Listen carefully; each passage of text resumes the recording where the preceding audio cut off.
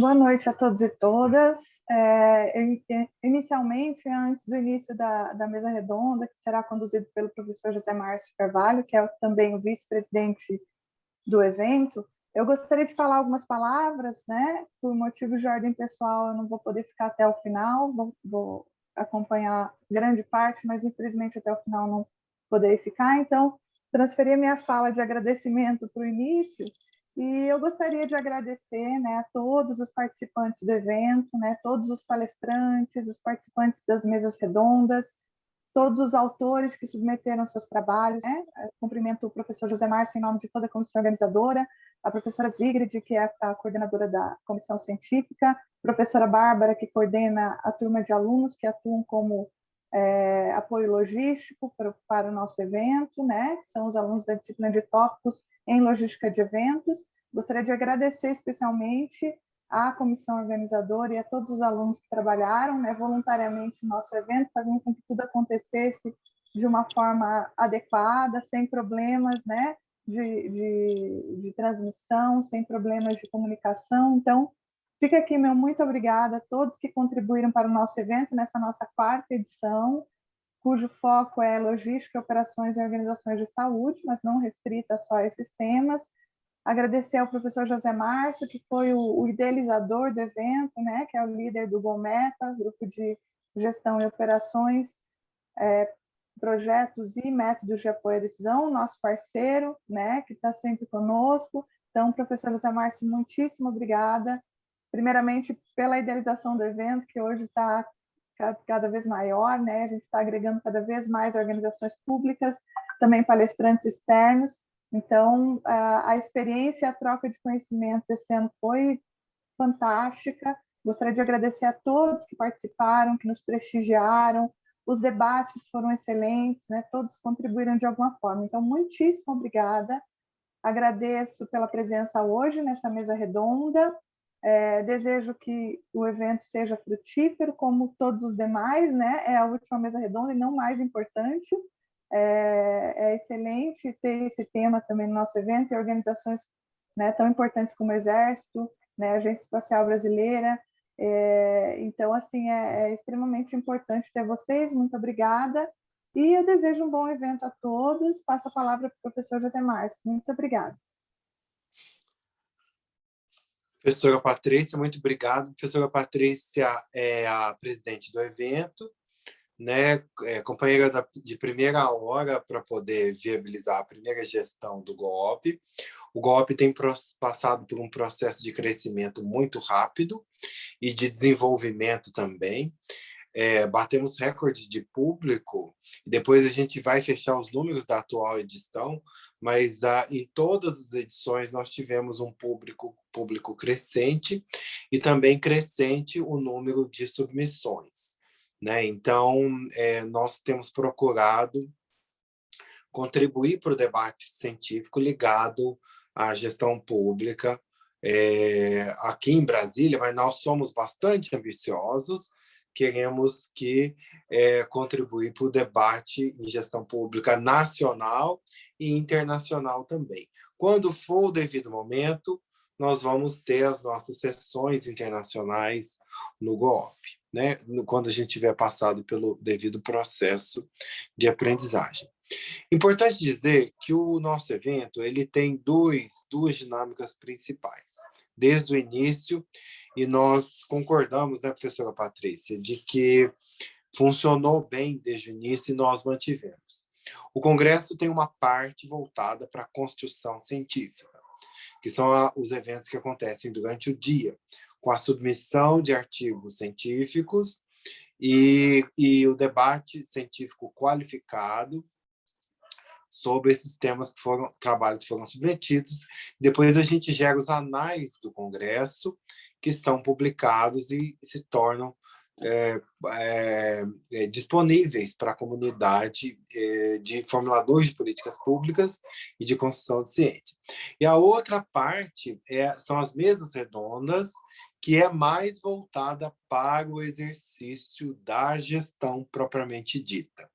Então, nós trazemos gestores com experiências de gestão comprovada, com resultados alcançados né, que também tenha a devida formação para participar de um evento em uma universidade, um evento científico, mas tem o benefício da experiência de gestores. Então, o objetivo da mesa redonda é discutir ideias também, é discutir conceitos também, mas é discutir principalmente a gestão.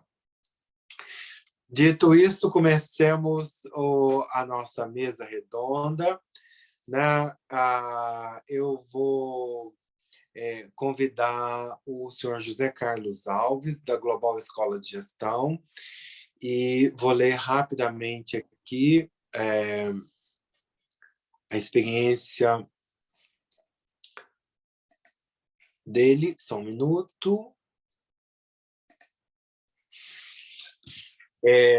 José Carlos Alves, gerente de projetos e economista com pós-graduação em gestão empresarial, tem atuado nos últimos 25 anos em remodelagem de negócios e novos negócios, com atuação em projetos no setor público, Caixa e Ministério da Fazenda, no setor privado, é atual diretor da Global Escola de Gestão, e é um profissional certificado, PMP, né, certificado em Canvas também, e tem uma experiência muito rica, principalmente na Caixa Econômica Federal, como um dos fundadores do escritório de projetos na Caixa. É também um autor de um livro que eu tenho usado nos meus cursos de graduação e de MBA, mas que tem usado também na prática, né? Então, José Carlos Alves tem sido um companheiro já regular da Universidade de Brasília em seus eventos ligados à gestão de projetos. Por favor, José Alves, 20 minutos para a sua exposição. Obrigado, professor Zé Márcio. É um prazer enorme estar numa mesa redonda de gestão de projetos e organizações públicas. E temos que começar com aquela máxima, né? Enquanto na administração privada é lícito fazer tudo que a lei não proíbe, na administração pública a gente só pode fazer aquilo que a lei permite. Essa dificuldade aí é que a gente carrega no nosso processo de gestão. Então, a lei para o particular significa pode fazer assim, e para o administrador significa deve fazer assim. É uma diferença sutil, mas é muito grande no nosso dia a dia. Eu sou José Alves, eu sou diretor da Global Escola de Gestão, tenho sido palestrante, professor. Eu sou autor do livro Gerenciamento de Projetos Fácil e Prático, onde eu exploro 5 princípios para o sucesso do gerente de projetos. E a maior parte da minha vida profissional eu tenho atuado em gestão e gestão de projetos. Isso em empresa pública, isso na administração direta, isso em empresa privada. Nesse meio tempo, eu tenho certificação em projetos, escritório de projetos, em riscos, e ainda achei tempo para trabalho voluntário. Eu sou voluntário do PMI-DF desde 2002, logo depois da minha certificação. Hoje faço parte do Conselho Consultivo e fui presidente da diretoria executiva em 2015 e 2016. Eu sou diretor da Global Escola de Gestão, que tem a missão de propagar experiência e conhecimento de gestão. É isso que nós fazemos. Nosso carro-chefe são os cursos de projeto, gestão de pessoas e negociação. Infelizmente, na pandemia, os testes que eu fiz para os cursos de gestão de pessoas e de negociação não ficaram bons, tanto que eu não estou ministrando eles agora, e estou com muita expectativa que até o final desse segundo semestre a gente volte ao normal com os nossos cursos todos aí disponíveis aí para a população do DF. Eu quero agradecer ao professor Zé Márcio Carvalho, da UNB, da Faculdade de Administração, pelo convite, pela possibilidade de estar aqui. Eu quero dar um bem-vindo também para os meus colegas de mesa, o professor Dr. Leandro Bolzan Rezende, do Escritório de Projeto do Exército, e o senhor Aloysio Camargo, diretor e presidente substituto da Agência Espacial Brasileira. E a todos e todas que nos acompanham nesse evento aqui hoje.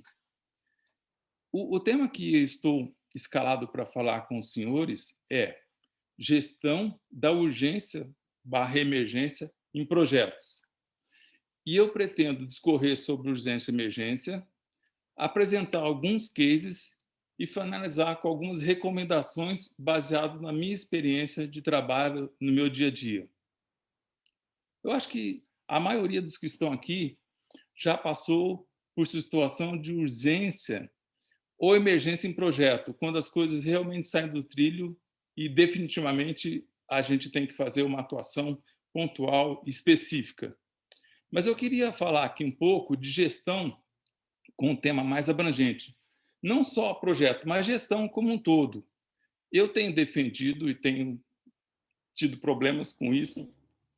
Eu tenho defendido gerenciamento de projetos como uma competência e não como uma profissão. O PMI vê como uma profissão, muita gente vê como uma profissão, e a minha defesa do gerenciamento de projeto como competência tem o seguinte base: se um gerente de projetos competente pode atuar em qualquer lugar, eu me considero um gerente de projetos com razoável competência, eu poderia atuar numa plataforma de petróleo, num projeto de construção, uma mina, projeto de tecnologia, projeto do exército, não sei se teria sucesso. Então, eu acho que não é muito fácil você ter um gerente de projetos profissional que atua em qualquer lugar. Eu acho que você tem um profissional com a competência de gerenciamento de projetos e que pode ajudar as empresas a atingir seus objetivos de maneira mais competente. Então, eu quero me focar mais em gestão. Por que isso? Eu tenho eu tenho insistido no fato de que gestão é o caminho para a gente solucionar muitos problemas no Brasil. Eu não acredito em outras soluções, não acredito em soluções políticas, eu acho que gestão é o caminho. A gente precisa ter gestores mais competentes, gestores mais eficientes. No serviço público a gente tem muita gente boa, mas a gente precisa ter gestão. E a questão da gestão fica claro para mim quando eu observo algumas coisas. Vou dar um exemplo típico de um problema de gestão, coisa muito pequena, exemplo rasteiro. Eu acho que a maior parte de vocês aqui já viu uma cafeteria chamada Starbucks. É uma cafeteria com sede nos Estados Unidos e que tem no mundo inteiro. E essa cafeteria, se você for numa cafeteria dessa, das pequenas, não das grandes que tem muita gente, mas das pequenas, tem uma pessoa atendendo. Essa pessoa vai ao caixa, recebe o pagamento, vai à área de operação, prepara o café e entrega o café. Tudo está desenhado de forma que essa pessoa tenha a maior competência possível em fazer uma coisa boba, um café. Mas eu vou além. Meu menino, o João, gosta de café gelado. Quando nós estamos juntos, eu peço café quente, ele pega o gelado. E o café gelado é feito no liquidificador. Acaba de fazer o café, vocês podem prestar atenção nisso. A operadora, a pessoa que está lá, vai até a pia. No centro da pia, onde tem o ralo, tem um pino. Ela põe o liquidificador de ponta cabeça, pisa num acelerador embaixo da pia, faz um jato e lava o liquidificador. É impressionante, eu fico encantado com essas soluções de gestão. Em contraponto a isso que eu fico encantado quando eu vejo, e não é só porque é um produto lá, eu vejo isso em outros lugares, eu tenho um escritório num prédio aqui em Brasília que no térreo tem uma cafeteria. Bacana, bonitinha, bem arrumada. As meninas que trabalham lá têm uma camiseta alaranjada bem forte, assim, fica bonito o grupo. Geralmente 4 ou 5 garotos do outro lado do balcão. Se você pede 2 cafés expresso, um com açúcar e um com adoçante, ela começa a fazer os cafés, vai para em cima do balcão, aí ela abre um tupperware, um plástico, tira um sachê de açúcar e põe numa xícara, no pires. Fecha o tupperware, o bloco plástico. Abre outro tupperware, tira um adoçante, põe no pires, fecha, guarda. Abre outro tupperware, pega uma colherzinha de plástico, põe numa xícara, pega uma colherzinha de plástico, põe no outro, fecha o tupperware. Abre outro tupperware. Gente, isso não é brincadeira, isso é sério. Pega uma pinça, pega um biscoitinho ou um chocolatezinho, põe num café e põe no outro para servir. Olha o trabalho para fazer e servir um café. E quando você pede um café daqueles mais sofisticados, que eles têm no cardápio, com espuma e tal, com copos especiais, aí então é um desastre. Isso, para mim, é um exemplo típico de como a gente precisa avançar em gestão, como a gente precisa ser mais eficiente e mais competente em gestão. Então, eu tenho defendido que gestão é o caminho para o Brasil melhorar e muito. A gente precisa muito de gestão. Isso é uma briga, é uma luta minha que eu tenho. Para onde eu vou, falo gestão, gestão, gestão. E gestão de urgência e emergência? Fica um pouco mais complicado. Quando você vê urgência e emergência na saúde, é fácil definir o que é urgência. Emergência precisa de uma assistência médica imediata, porque a pessoa vai morrer, é uma situação de emergência. Urgência tem risco de morte, mas não imediato, então fica muito tranquilo. Mas na gestão é mais difícil definir urgência e emergência, é mais complicado. A gente tem até um arremedo de definição, que até uso algumas vezes, que é na nossa lei de licitação, que ela vem lá desde o decreto 2100, muita gente nem sabe que ele existiu, mas existiu um decreto 2100, depois tem a lei 866, depois tem os sucessores, que prevêem emergência ou urgência caracterizada, urgência de atendimento de situação que possa ocasionar prejuízo ou comprometer a segurança de pessoas, obras, serviços, equipamentos e outros bens públicos ou particulares. Essa é a letra da lei que define emergência. Então, esse é uma linha para a gente. No caso do projeto, você tem a matriz de responsabilidades, mas ela não pode prever tudo que pode acontecer num projeto.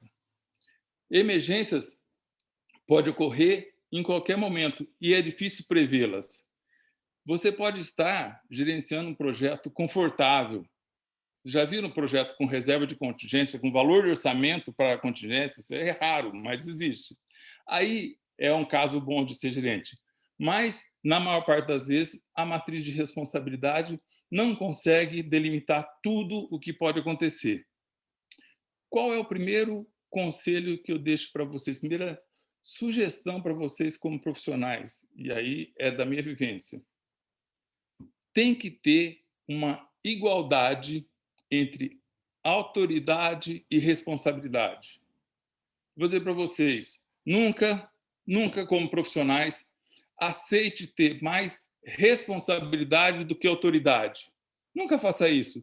Essa coisa tem que estar igualada, porque senão você vai ter problema como gestor muitas vezes. Aí você me diz assim, pô, Zé Alves, mas ninguém tem poder absoluto em projeto. Não tem. Mas o gerente de projeto deve certificar que ele tem um telefone vermelho, que na hora que precisa ele consegue acessar a pessoa que é responsável e que pode dar uma autorização ou não. Então, a primeira coisa é, mesmo tendo uma matriz de responsabilidade, fique claro se você tem o nível de autoridade igual ao nível de responsabilidade que você tem. Porque quando acontece um evento de urgência, uma emergência, na hora da verdade, é a sua decisão como gestor que vai dar o rumo das coisas. E isso, eu também costumo dizer que gestão é uma coisa solitária. A decisão do gestor é solitária. Mesmo que o gestor fale, não, eu sou democrático, eu participo, a equipe participa. Não. A decisão do gestor é muito solitária. É ele, com consciência dele, que decide se vai fazer isso ou aquilo. E essa atitude, esse ato solitário do gestor solitário. Na minha vida, eu sempre privilegiei as pessoas, mas eu tenho que ter princípios e, para mim, principalmente, as pessoas estão em primeiro lugar. Eu vou falar de alguns exemplos de acontecido que vão embasar um pouco mais as sugestões ou conselhos que eu vou deixar para vocês. Eu, uma vez, estava num projeto para implantar uma funcionalidade nova, projeto grande, e isso nunca aconteceu com ninguém. De repente, uma coisa que era para a gente lançar no meio do ano para o final do ano estar em condição de operação, foi antecipada um ano para colocar no ar uma funcionalidade por conta de uma série de problemas, e aí não dá para a gente discutir isso. Tem que atender. Bom, a gente precisava botar essa funcionalidade, não tinha servidores. Procura, não há espaço, não há espaço.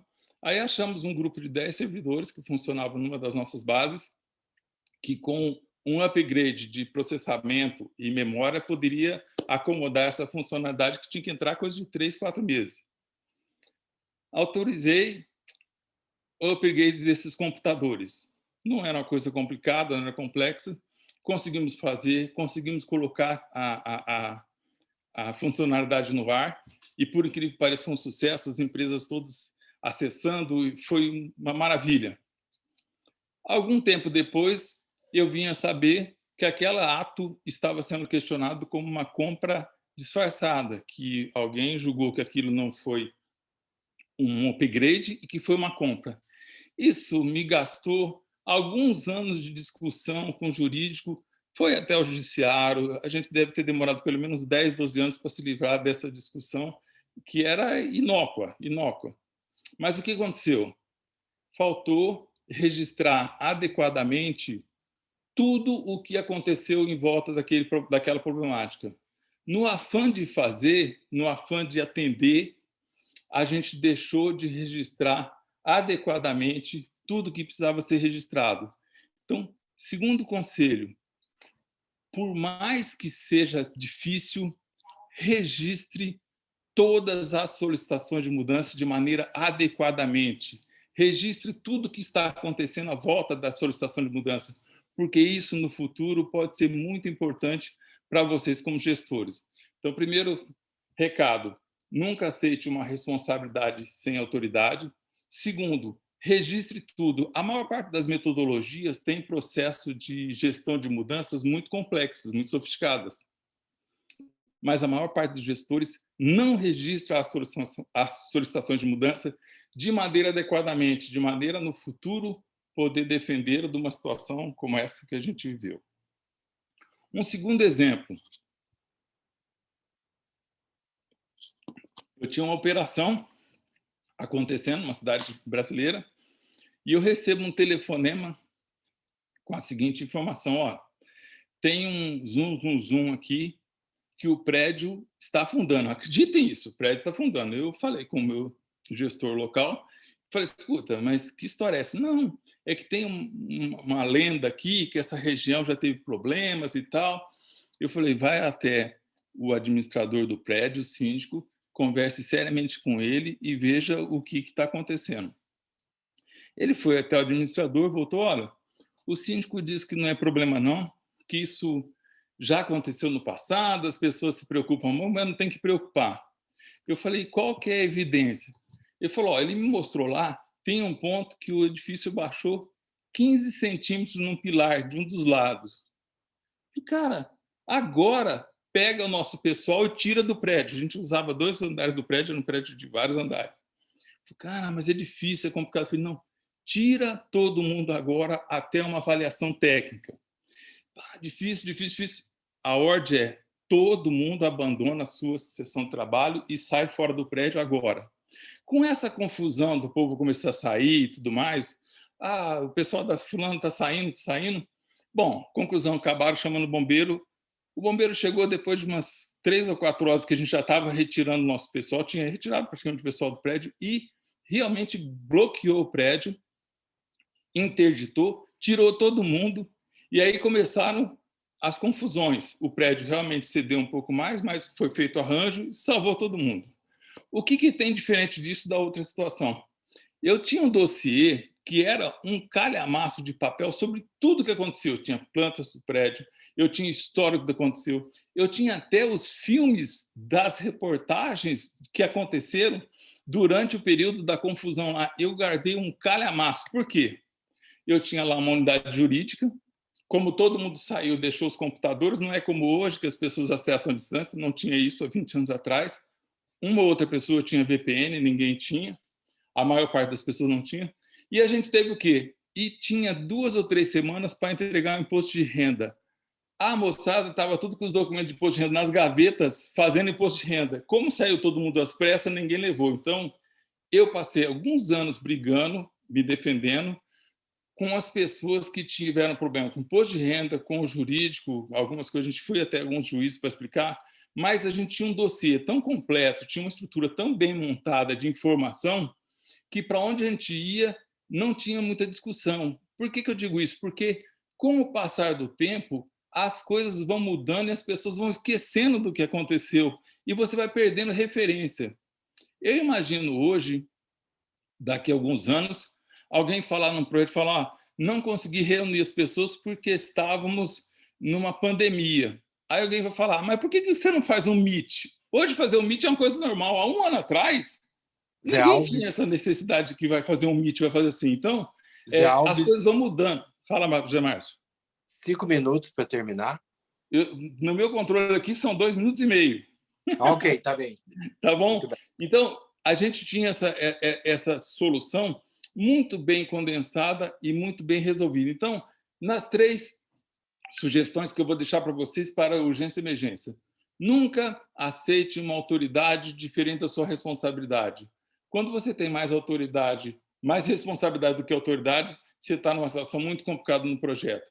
Registra, número 2, todas as mudanças, absolutamente todas as mudanças que acontecerem, inclusive no ambiente. Se hoje eu tivesse em projetos, eu estaria com um arquivo de quantas vezes o DF parou, quantas vezes suspendeu, quantas vezes isso, tudo registrado, guardado, que isso no futuro vai ser ouro em pó para a gente de projeto. E terceiro, quando eu tomar uma decisão que é séria, de urgência ou de emergência, façam um dossiê com tudo o que tiver de informação a respeito do momento, da situação. Porque quando passam alguns anos, você hoje pode até buscar na internet, achar informação, mas registrar em primeira pessoa, registrar no momento que acontece, é muito mais eficiente você ter esse material. Hoje a gente consegue guardar em meio magnético muita informação para se defender no futuro. Então, fica essas 3 sugestões para vocês para se defender em situações futuro de urgência emergente em projeto. Muito obrigado a todos. Professor 1959-2001 agora, professor Zé Márcio. Muito obrigado. Boa noite a todos. Zé Alves, muito obrigado. Obrigado. Vou pedir para permanecer na sala, porque depois das 3 apresentações, nós vamos ter o debate, que é a característica da mesa redonda, né? Muito bem, gostaria de passar a palavra agora ao diretor Aloysio Viveiros Camargo, natural de Belo Horizonte, graduado em Direito pela Pontifícia Universidade Católica de Minas Gerais, certificação internacional em International Trade and Export Practice pela University College Dublin, pós-graduação em Direito Tributário pela Pontifícia Universidade Católica de Minas Gerais, pós-graduado em Direito e Jurisdição pela Escola de Magistratura do Distrito Federal, certificação Project Management Intensive pela Georgetown University e é diretor de Planejamento e Orçamento e da Agência Espacial Brasileira e presidente substituto da Agência Espacial Brasileira. Bem-vindo, senhor Aloysio Viveiros Camargo. Bom, boa noite a todos, boa noite, professor José Márcio, boa noite a todos os membros da comissão organizadora, né? Eu vejo que desde cedo aí está todo mundo muito dedicado ao evento. E gostaria também de dar boas-vindas aí ao professor Leandro Rezende. Já tenho a oportunidade de ter interações com ele bastante profícuas lá dentro do grupo de sustentabilidade, né? E muita satisfação, professor. Eu vou te chamar de professor José Carlos, porque foram valiosas lições agora também, tá? Já tomei nota aqui, muito provavelmente, acho que estou no caminho certo aí. Não tenho tanto tempo de experiência, mas acredito que estou no caminho de bastante, né, cercado de bons orientadores aqui. Bom, eu gostaria de aproveitar aqui a oportunidade para poder aumentar assim, deixa eu compartilhar a tela, que eu acho que fica mais fácil, né?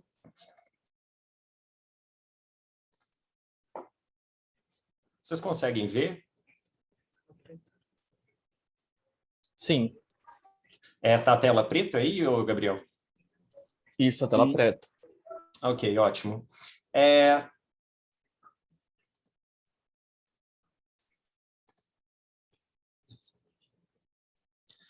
Bom, essa temática ela surgiu como um desafio, né? Muito engraçado, porque a gente vive no contexto aqui do programa espacial com algumas teorias um tanto quanto excêntricas, né? E aí, quando surgiu a oportunidade de debater aqui nesse ambiente sobre desafios que a pandemia está impondo, foi muito interessante trazer, por exemplo, que, bom, alguns atribuem ao próprio espaço, né, a causa do que a gente está vivendo hoje.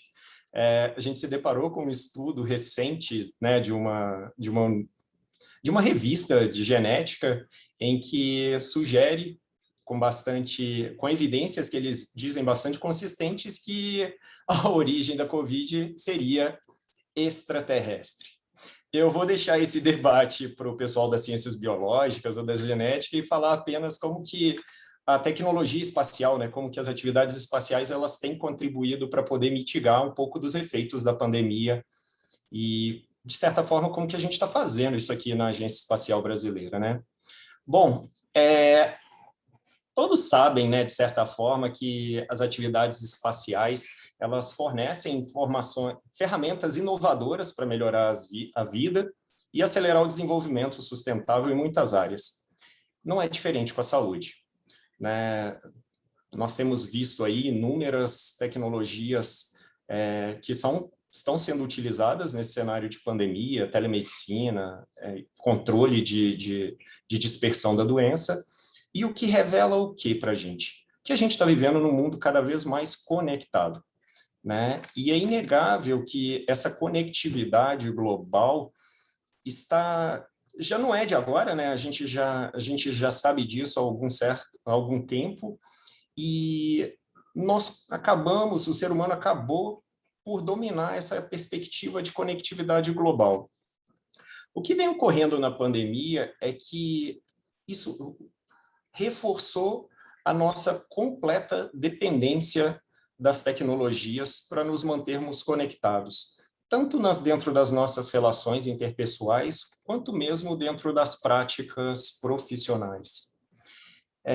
Tem uma questão histórica que é interessante, que a gente não conseguiu visualizar isso, né, que a última grande epidemia que se tem registrada é tida como a gripe espanhola, né? Foi lá em 1918, 1919, e em curto espaço de tempo ela dizimou. Alguns estudos sugerem que de 17 milhões, outros 30, outros até 50 milhões de pessoas. Isso correspondia, pelo que eu vi desses estudos, a cerca de 2 a 3% da população global. E tudo isso se deu dentro de um contexto de guerra, né, da Primeira Grande Guerra. Sem essa conectividade e sem essa integração, hoje a gente estaria vivendo um cenário completamente diferente, né? E o espaço ele acabou entrando dentro desse contexto tecnológico e hoje, portanto, é quase impossível passar um dia sem fazer uso dessas tecnologias, né? Eu, então, pretendo abordar, de certa forma, como que o espaço se faz presente nesse contexto pandêmico, abordando, em especial, a questão dos sistemas satelitais espaciais, né? Bom, o primeiro deles, que de maior relevo, é o sistema de observação da Terra, que nos últimos anos as informações derivadas aí, né, dos diversos sistemas, seja meteorológico, seja de observação, tem uma combinação capaz de prover dados para que o tomador de decisão aqui na Terra possa fazer uma análise e identificar mecanismos de enfrentamento da disseminação desses vetores, né? Vamos dizer, no caso aqui, esses vetores virais. O monitoramento de impactos ambientais também é um ponto que a pandemia acabou chamando de destaque. Só para ilustrar para vocês, de uma certa forma, esse é um cenário que foi vivenciado, que, né, de certa forma, ficou documentado ali na Península Ibérica, que são comparações numa janela de 1 ano entre dos níveis de dióxido de nitrogênio na Espanha.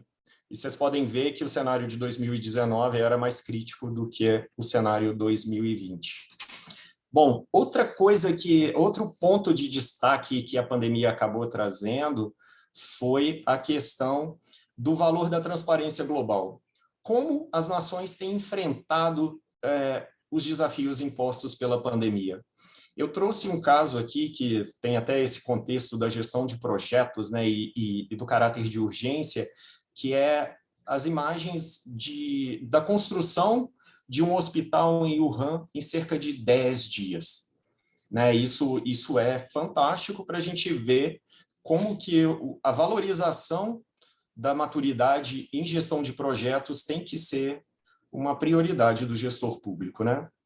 Bom, outra questão que chama a atenção também dentro do contexto de como o espaço poderia ajudar no enfrentamento da pandemia se dá na questão dos sistemas de posicionamento e navegação, os GPS, né?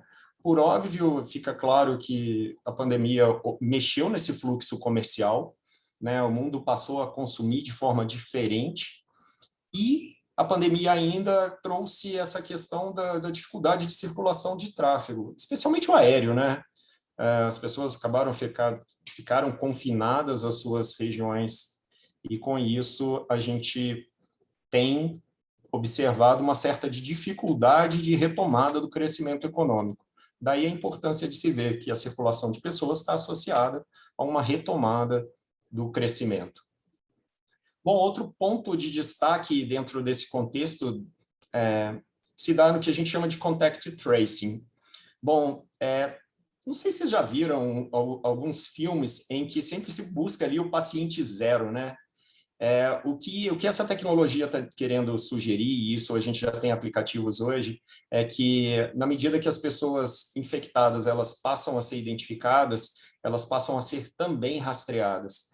E aí, com isso, as bases de dados satelitais aí conseguem fornecer dados para que se consiga verificar com quais pessoas essa pessoa, né, esse agente acabou se relacionando. E aí, com isso, obviamente, essas outras pessoas que, por vezes, podem nem saber do contágio, são notificadas. Bom,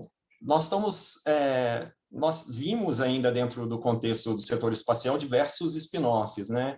Que seriam aqueles produtos que eles tiveram uma origem dentro da cadeia de produção espacial, seja científica, tecnológica, e que tem aplicações de uso geral.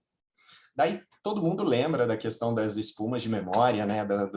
Dos travesseiros da NASA e das mantas térmicas, que são usadas ali nas viaturas de emergência. São só apenas 2 exemplos aí, né, de uma gama de produtos que são derivados ali do desenvolvimento das atividades espaciais.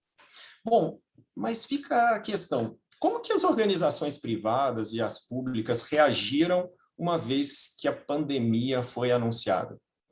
Bom, por óbvio, cada uma, assim, dependeu muito do nível de maturidade, do nível de capacidade de reação, mas, em geral, as empresas, o setor privado se preparou um pouco mais, se antevendo e se predispondo a mudanças, para auxiliar, especialmente no combate à pandemia, mudando, por vezes, até a cadeia de produção de suas atividades, né? Tem umas questões, eu trouxe para vocês aqui, que só para vocês terem essa dimensão, a gente passou no mundo inteiro por problemas de distribuição de ventiladores mecânicos, né, para as pessoas que estavam hospitalizadas.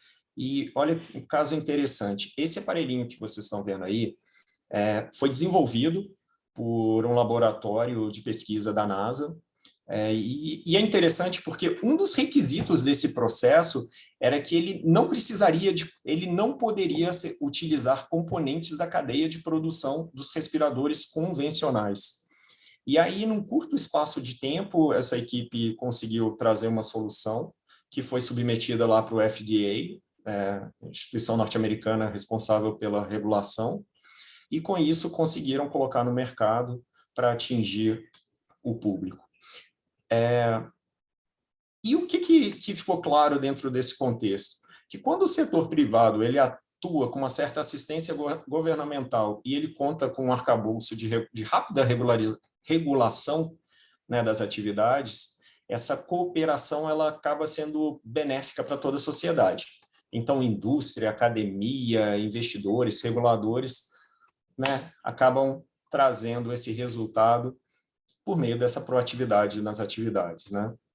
Bom, dentro desse contexto, para não delongar, porque eu acho que o que interessa aqui, a maior parte, é o debate, o que a Agência Espacial Brasileira fez nesse contexto, e vem fazendo, né, para ajudar a superação de desafios no nosso contexto? Bom, em fevereiro desse ano, a gente conseguiu concluir um projeto bastante promissor, que colocou no ar, né, no espaço, na verdade, o nosso primeiro satélite completamente produzido, testado e integrado em território nacional. Apenas a gente só não conseguiu lançá-lo do Brasil porque a gente ainda não tem a capacidade completamente instalada. Nós temos trabalhado, né, no desenvolvimento de atividades, tentando criar um ambiente de negócios para comercialização de atividades espaciais no Brasil, acreditando que com isso a gente consiga trazer atores que, de certa forma, possam disseminar essa cultura, esse conhecimento tecnológico para o nosso ecossistema. O satélite Amazônia 1, a princípio, ele é destinado ali a combater o desmatamento ilegal das nossas florestas, e que não é uma tarefa tão fácil, dadas as dimensões continentais do país. Acompanhar focos de incêndio, mas nada impede que os dados obtidos, as imagens obtidas do Amazônia 1, sejam utilizadas para enfrentamento da pandemia, né? A gente viu ali que a questão do fluxo de pessoas é uma das vertentes de estudo para poder encontrar soluções. Bom, outra coisa que eu julgo que foi uma das conquistas mais importantes que a gente teve aqui na agência foi a possibilidade de levar a internet de alta velocidade por meio de satélite para as comunidades quilombolas, que são circunvizinhas ali à base de lançamento de Alcântara, né, o centro de lançamento. Bom, o Brasil é um país com profundas desigualdades socioeconômicas, e os gargalos de comunicação, por óbvio, são existentes aí, todo mundo está careca de saber. O que a gente tentou fazer foi levar internet por meio das antenas GSAC, né, do satélite SGDC, que já está em órbita há alguns anos, para essas comunidades. Com isso, o que a gente estava pretendendo fazer é fornecer conexão para centenas de famílias, né, terem acesso à comunicação, e o nosso foco especial foi estudantes da rede pública, que poderiam, então, sofrer menos com os impactos educacionais. Bom, outro tema interessante, e aí que a gente pôde desenvolver juntamente com a UNB e com o Fundo Nacional do Desenvolvimento da Educação, um programa de robótica espacial, que, por meio de um apoio técnico da Agência Espacial, a gente está introduzindo, no contexto mais lúdico, um contexto, né, mais técnico, esse pano de fundo espacial para que os alunos possam se manter, vamos dizer, engajados dentro das ciências associadas à metodologia STEAM, né, que são muito importantes para o desenvolvimento de competências para o setor espacial. Bom, além disso, algo que a gente vem fazendo constantemente é ter interações com o público, diversos eventos online que a gente acabou fazendo, todos os setores, indústria, academia, e a própria educação, né? Então, a gente conseguiu interagir para colher feedbacks e ver como que a gente poderia construir um arranjo aqui de políticas que pudessem trazer um resultado melhor para esse cenário já complicado de pandemia. Bom, eu agradeço a oportunidade e era isso. Dessa vez consegui ficar dentro do tempo, tá vendo? Muito obrigado pela oportunidade, gente. Obrigado, diretor Aloísio, pela excelente participação. Obrigado por tornar visível as ações da Agência Espacial Brasileira de forma muito clara e precisa, né? É importante ver que foram resultados atingidos durante o período de pandemia. Então, mais claro ainda, a importância desses serviços que nós usamos. Nós sabemos o que é pandemia agora, sabemos as consequências disso, mas o que nós não sabemos, o que seria uma pandemia sem serviços de comunicação. Então, imagine bem como estaria o Brasil nessa situação. Muito bem, muito obrigado. Gostaria de chamar o doutor Rezende, doutor Leandro Bolzan Rezende, que trabalha no maior escritório de projetos do Brasil, provavelmente o maior escritório de projetos do Brasil, que é o EPEX, que é o escritório de projetos do Exército Brasileiro. O Leandro é major do Exército Brasileiro, mas, para quem conhece, é verdadeiramente um professor e acadêmico de ponta a ponta, né? Importante pela linha de pesquisa com que ele atua, que é a gestão de projetos, e podem registrar esse nome aí, um nome muito importante, muito em brevemente, nessa área aqui no Brasil. É doutor em gestão de projetos pela Universidade de Manchester, possui o curso de Engenharia de Sistemas pela Universidade de Oxford, mestrado em Ciências Militares pela Escola de Aperfeiçoamento de Oficiais do Exército, MBA em Planejamento, Orçamento e Gestão Pública pela FGV, MBA em Gerenciamento de Projetos pela Universidade de Gama Filho, especialização em Gestão Pública pela Universidade Federal do Mato Grosso do Sul, bacharel em Administração pela Universidade Federal do Mato Grosso do Sul e bacharel em Ciências Militares pela Academia Militar das Agulhas Negras. Como praticante, atuou como chefe da secção de projetos e gerente de projetos do Centro de Comunicações de Guerra Eletrônica do Exército Brasileiro e do 9º Batalhão de Suprimento, né?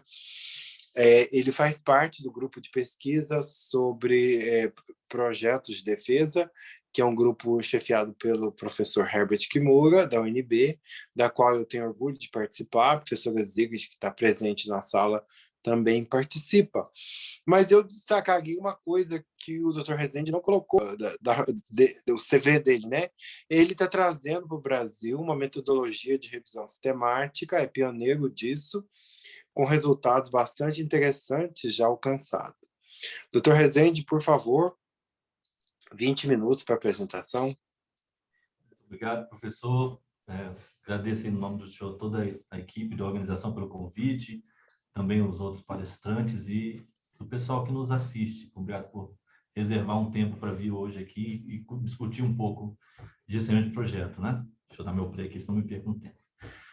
Então, o tema que eu vou abordar hoje aqui é sobre complexidade em projetos, né? Onde que ela se manifesta, o que causa e como gerenciar essa complexidade, né? Usando aí o estudo de casos dos projetos estratégicos do Exército, tá?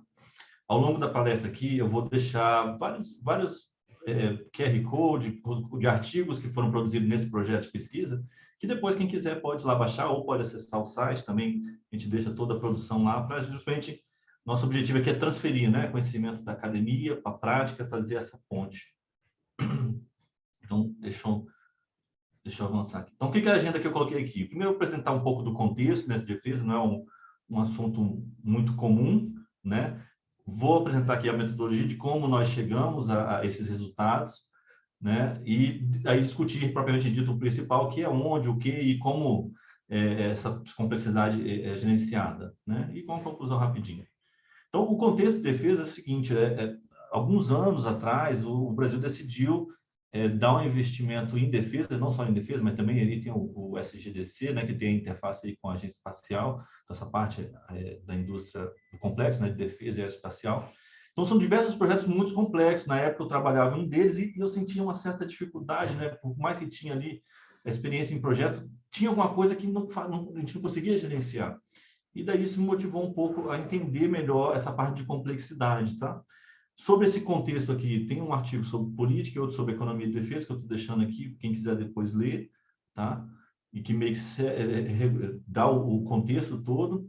Mas esse contexto, o que ele levanta de pergunta para nós é, primeiro, o que é complexidade, né? O que causa essa complexidade, né? Onde que ela se manifesta no projeto, onde que eu vou observar isso, né? O que eu preciso para gerenciar, o que eu preciso ter para gerenciar um projeto desse tipo, e o que fazer para gerenciar essa complexidade. Então, são meio perguntas que eu vou tentar responder ao longo da nossa conversa aqui.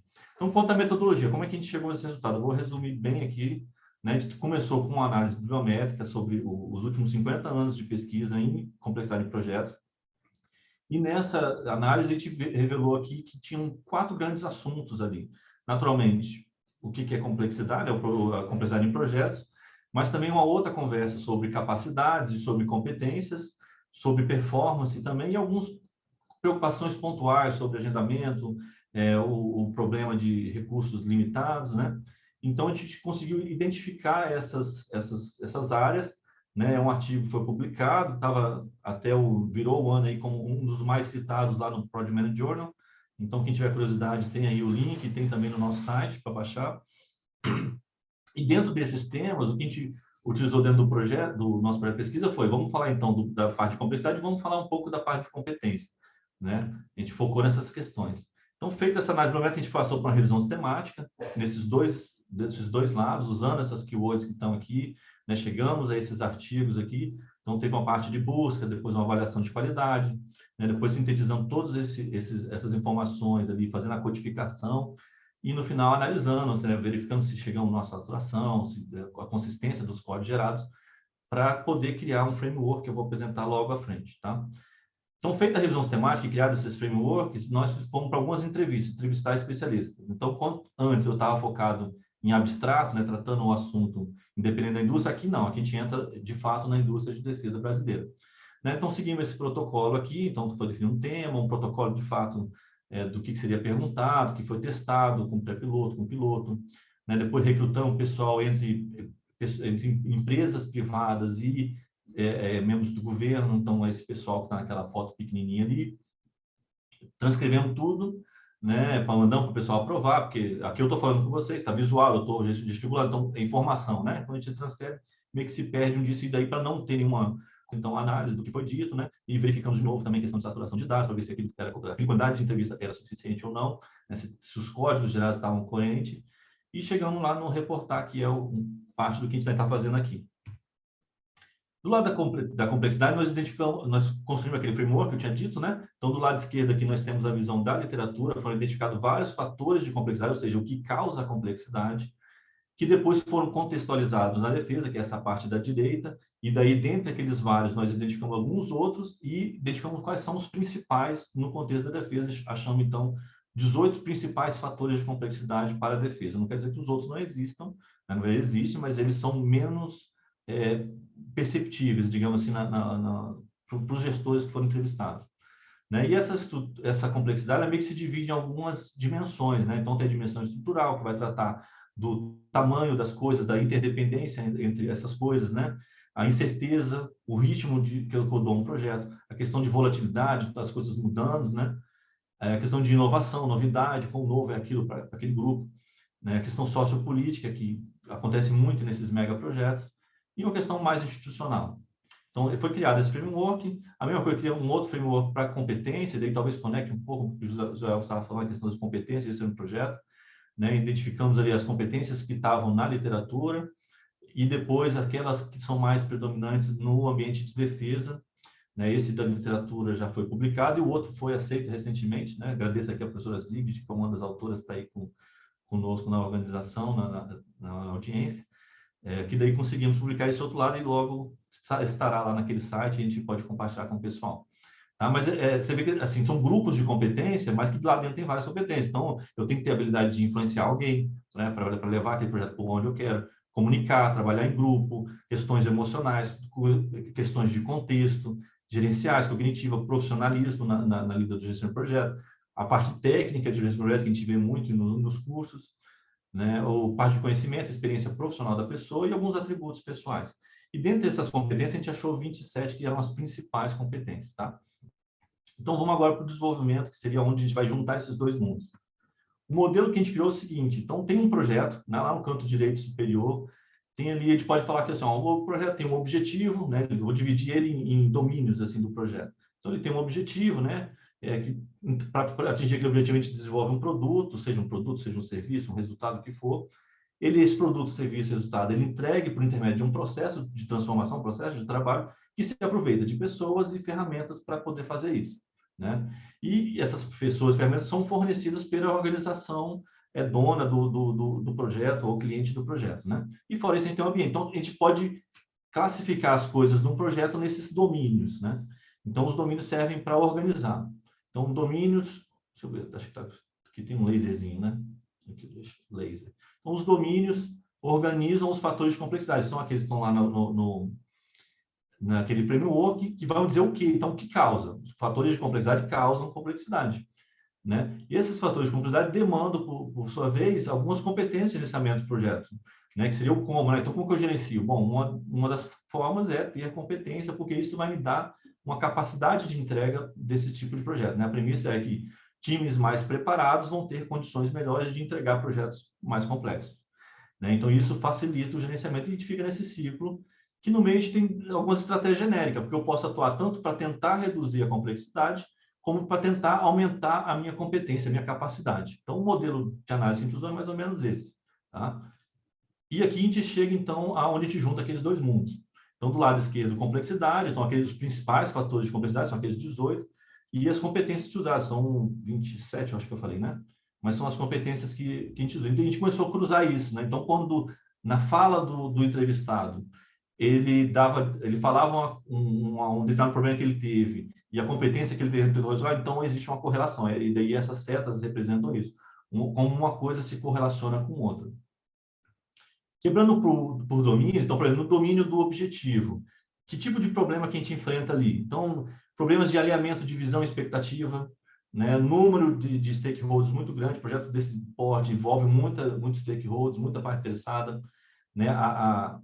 O valor político e estratégico dessas iniciativas, então tem toda uma questão sociopolítica ali envolvida que vai demandar esse conjunto de competências, né? Gestão de conflito, uma comunicação mais clara para justamente alinhar expectativas, gestão de conflito para alinhar expectativas também, né? Colaboração com essas pessoas, de novo, planejar para deixar mais claro o que se vai fazer, integrar essas diferentes visões, né? Gerenciais, então, são competências que são mobilizadas nesse período.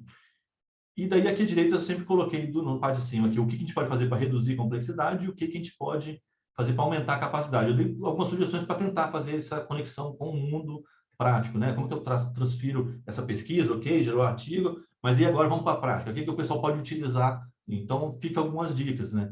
Então, uma coisa que a gente observa é ter objetivos menos ambiciosos. No início, o ser humano ele tem um viés de confirmação, ele é otimista por natureza. E muitas vezes no início do projeto a gente acha que vai conseguir fazer tudo e tal, e começa nessa tentativa ali criar um monstro, né? Então muitas vezes o que a gente precisa de fato é ter um foco maior, é o keep it simple, né? Mantenha simples as coisas. Depois, ao longo do tempo, pode até ter outros projetos que vão complementar aquela ideia grandiosa que teve no início, mas tenta, dentro do possível, fazer algo mais simples, né? Fazer também desenvolvimento incremental, ou seja, dividir para conquistar, né? Então, quebrar aquela ideia grande em partes menores, mais gerenciáveis, que podem ser entregues e testadas, essas várias premissas que a gente tem, né, que são grandes suposições, ser testada e daí, de fato, verificar se aquele é o caminho certo. Tomar muito cuidado com o que a gente fala ele é muito grande, um projeto muito grande para falhar, né? Então, existe uma certa engenharia política, né, que é o que fala de strategic misrepresentation, então é uma deformação na representação. A grosso modo, seria uma mentira, de fato, né? Eu minto, eu pego os benefícios, aumento os benefícios, diminuo os riscos, e daí gera aquela imagem bonitinha para ter meu projeto aceito e começar. Mas depois os problemas vão surgir ao longo do projeto. Então, isso é uma coisa que tem que ser uma forma de reduzir isso, né? Ter atenção a esse tipo de coisa. Quanto a aumentar a capacidade, vão ter sempre duas estratégias meio que genéricas que... Eu não sei se eu acho que eu passo... Tá em cima, tem uma barra... Mas dá para continuar aqui, vamos lá. Então, desenvolver competências, né? Mobilizar competências, porque nem sempre eu vou desenvolver, às vezes eu tenho que contratar, trazer alguém da reserva, no nosso caso, do Exército, né? Mas também possuir um patrocinador forte, né? Justamente porque tem essa parte política, essa parte externa, então possuir dentro e fora da organização, muitas vezes. Né? Criar uma agenda comum que possa alinhar esses interesses, né? A gente usa muito na parte de defesa a parte de emprego e renda, vai gerar emprego e renda, além das capacidades militares, né? Do domínio do produto, a gente tem problemas, por exemplo, número de elementos técnicos. Um projeto desse tem ele é gigante, tem muita coisa, muitos componentes ali. Então, ele tem também uma novidade tecnológica muito grande, né? Geralmente, a gente tenta estar mais próximo possível do estado da arte, porque você tem que se preparar para ameaças futuras. Muitos desses projetos são 10, 20, 30 anos. Então, você tem que estar na ponta da tecnologia no momento para que, ao longo da vida, esse produto consiga se manter. E esses produtos têm muita interdependência. Uma coisa tem que conectar com a outra, não é... Né, quando a gente olha ali um blindado, não é um blindado só ele, né? É todo um conjunto que envolve e que outros equipamentos que ele se comunica. E isso demanda da gente um pouco de um pensamento estratégico. Então, eu tenho que começar a olhar aquele projeto não mais como um projetinho, um equipamento, um produto, mas nele num contexto estratégico maior, né? Um pensamento sistêmico maior, entender que algumas decisões impactam em outros locais. E para isso também precisamos de integração. Por isso que essas competências meio que apareceram bem nas entrevistas. Né?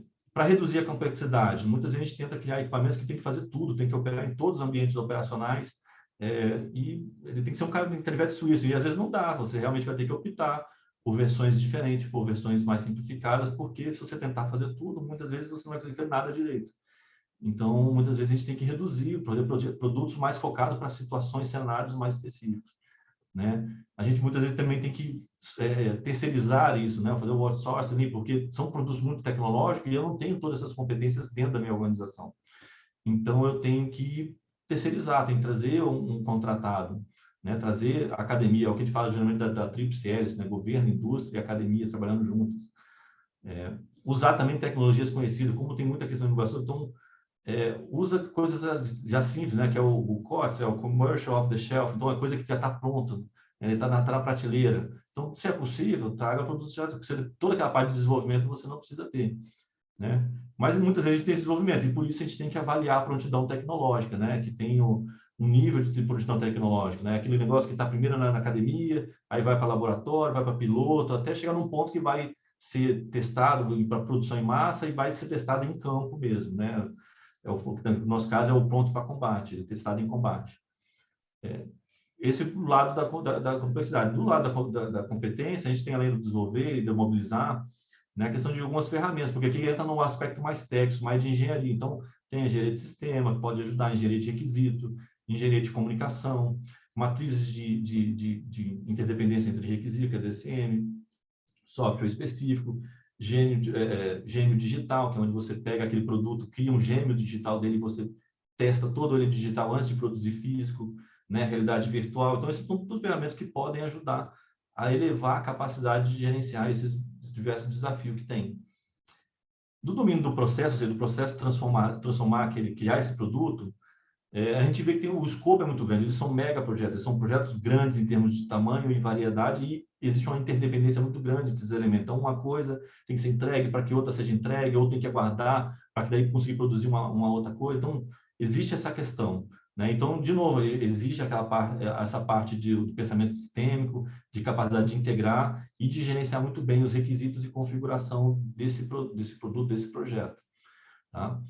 Para reduzir a complexidade, a sugestão que a gente dá é desenvolver de forma incremental. Então, focar em uma determinada região, ou uma organização, um sistema, né? Mas focar em determinada para que aquele produto seja completo e seja entregue, né? Novamente, aqui tem como sugestão aqui a parte de outsourcing, ou seja, contratar muitas vezes um integrador de sistema, empresas que são especialistas na integração de sistema, por exemplo, é o caso da Embraer. Por acaso, ela produz o avião, mas, na verdade, a especialidade dela é integrar sistemas complexos. Inclusive, ela trabalha na defesa, ela é contratada em um dos projetos nossos, porque a competência dela é a integração de sistemas. Por acaso, o sistema é um avião, né? Mas poderia ser outro. Então, muitas vezes tem que ser especializado para justamente conseguir administrar um projeto desse porte. Né? No ponto de vista do aumento das capacidades de entrega, investir, de fato, em ferramentas profissionais, né? Esse conjunto de atividades, ele está falando de milhares de atividades, não tem como gerenciar isso no Excel, no PowerPoint, na agenda. Então, você vai precisar de ferramentas profissionais para profissionais. Então, é uma forma de facilitar o trabalho em equipe e o dia a dia se torne mais fácil. No domínio das pessoas, a gente tem um problema particular muito grande dentro das Forças Armadas, que é a parte do turnover, tem um alto turnover. O pessoal ele é movimentado para diferentes partes do país, né? E isso exige da gente uma capacidade de aprendizagem muito grande e de gestão do conhecimento, né? Então, como estratégia para reduzir esse turnover, tem a questão de contratar reservistas, porque eles já não são movimentados mais, ou civis em empresas que daí estão focada naquele assunto ali, né? naquele projeto. Mas também tem por parte do PMO, daí já é fora da equipe do projeto, negociar uma melhor política de recurso humano, né? Que a gente possa alocar recursos sabendo que aquele recurso vai ficar por um bom tempo, né? Criar uma espécie de plano de carreira que a pessoa possa ficar ali um bom tempo, né? Justamente para diminuir essa rotatividade e o conhecimento que se perde com isso. Principalmente na indústria também, né? A indústria tem esse muito problema, né? Acho que a agência espacial deve ter o mesmo problema, a gente não encontra um engenheiro para esses sistemas complexos da noite para o dia. Se ele for embora, eu vou demorar para achar um outro. Então, é muito importante ter essa noção da carreira, senão um fluxo. Desenvolver então, a competência, e daí entra em papel, nesse caso específico, o papel de programas de mentoria, de aprendizado, né, para que essas pessoas que estão chegando peguem o ritmo mais rápido, né, mas também a parte de gestão do conhecimento. Então, tem uma interface boa com a universidade, por exemplo, a gente tem com o grupo de pesquisa, com a UNB, a parte de aulas, workshop, porque é justamente para treinar esse pessoal que está chegando, mas também tem internamente lições aprendidas, né, comunidade de prática, sistemas de gestão do conhecimento, para que esse conhecimento fique retido e possa ser transferido para esse outro pessoal rapidamente. Doutor Leandro, 5 minutos para terminar. Ok, obrigado, professor. Do ponto de vista do domínio das ferramentas, então a gente tem muito problema de incerteza de informação, né? A variedade de conhecimento que é necessário é muito grande, né? O ritmo dos recursos não é só ter os recursos, mas ter o recurso no momento certo. Então, isso também faz a mesma coisa com o orçamento, não é só ter o orçamento adequado, mas ter o orçamento no momento certo. Então, isso demanda da gente a questão de gestão de conflito, porque vão acontecer conflitos ao longo do caminho, né? Principalmente por falta de informação, né? A questão de planejar para justamente explicitar essas informações, a parte de gestão de aquisições é muito forte em produtos de defesa, porque você tem que ter, são contratos complexos, né? E a forma que a gente vê de possíveis para reduzir essa complexidade é utilizar soluções de tecnologia já conhecidas. Se existe muita certeza, então talvez essa tecnologia não está pronta e você tem que focar em tecnologias já prontas, em soluções já prontas, né? Utilizar também frameworks para compreender a incerteza do projeto, né? Tem esse framework que a gente colocou de complexidade, mas existem vários outros frameworks que fazem a equipe pensar e daí levantar eventuais riscos ou coisas que poderiam afetar o projeto. Né? Incentivar a comunicação, e no caso da defesa, a gente tem um estilo de comunicação mais comando e controle, né? Uma ordem, né? Enquanto no projeto a gente precisa de uma comunicação mais aberta, onde aquele subordinado possa dar uma sugestão. Então, precisa se balancear esses dois tipos de comunicação. Existe um momento para comunicação, comando e controle, mas também tem um momento para comunicação aberta, né? Onde aquele superior muitas vezes vai receber uma orientação, uma sugestão de um subordinado. Então, reduzir o número de fornecedores, e para isso, geralmente, a gente faz a contratação de prime contractors ali, ou integradores de sistemas, empresas que meio que gerenciam toda a cadeia logística para baixo, e daí a interface acaba sendo uma interface com esse contratado, né? Para aumentar a capacidade, além daquelas estratégias comuns, mas a gente tem que planejar muitos cenários, então não é esperar a coisa acontecer, de fato a gente tem que planejar cenários e para que quando ocorra, se ocorrer, né, a gente saiba o que fazer e novamente capturar conhecimento e tal, porque se tem um problema de informação quanto à ferramenta, aí sim a gestão do conhecimento passa a ser muito importante, vai ser uma ferramenta que amplia a minha capacidade de entrega de projeto. E agora o domínio da comunicação. Olha como ele demanda, né? Enquanto os outros tinham poucas linhas, esse aqui demanda demais.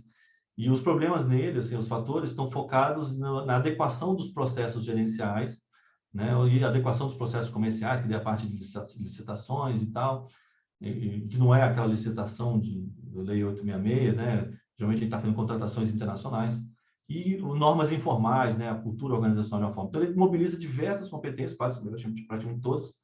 E muito do papel que pode ser feito aqui é o papel do escritório de projeto para revisar, simplificar, automatizar o processo para tornar aquele processo que não é adequado, mais adequado para o contexto de um projeto de defesa, né?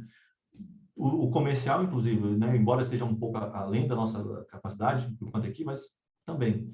E aqui, dentre as duas competências, eu vou destacar aqui, então, a parte de mobilização, contratar reservistas também, esse pessoal que aposenta e pode voltar, porque eles já sabem navegar esse ambiente. Então, ajuda nesse sentido. Tem outros problemas que traz um modelo mental mais antigo, né? Soluções do passado não necessariamente são soluções para agora, mas isso é facilmente treinado, essas pessoas, para esse novo cenário, mas ela traz essa expertise que é importante.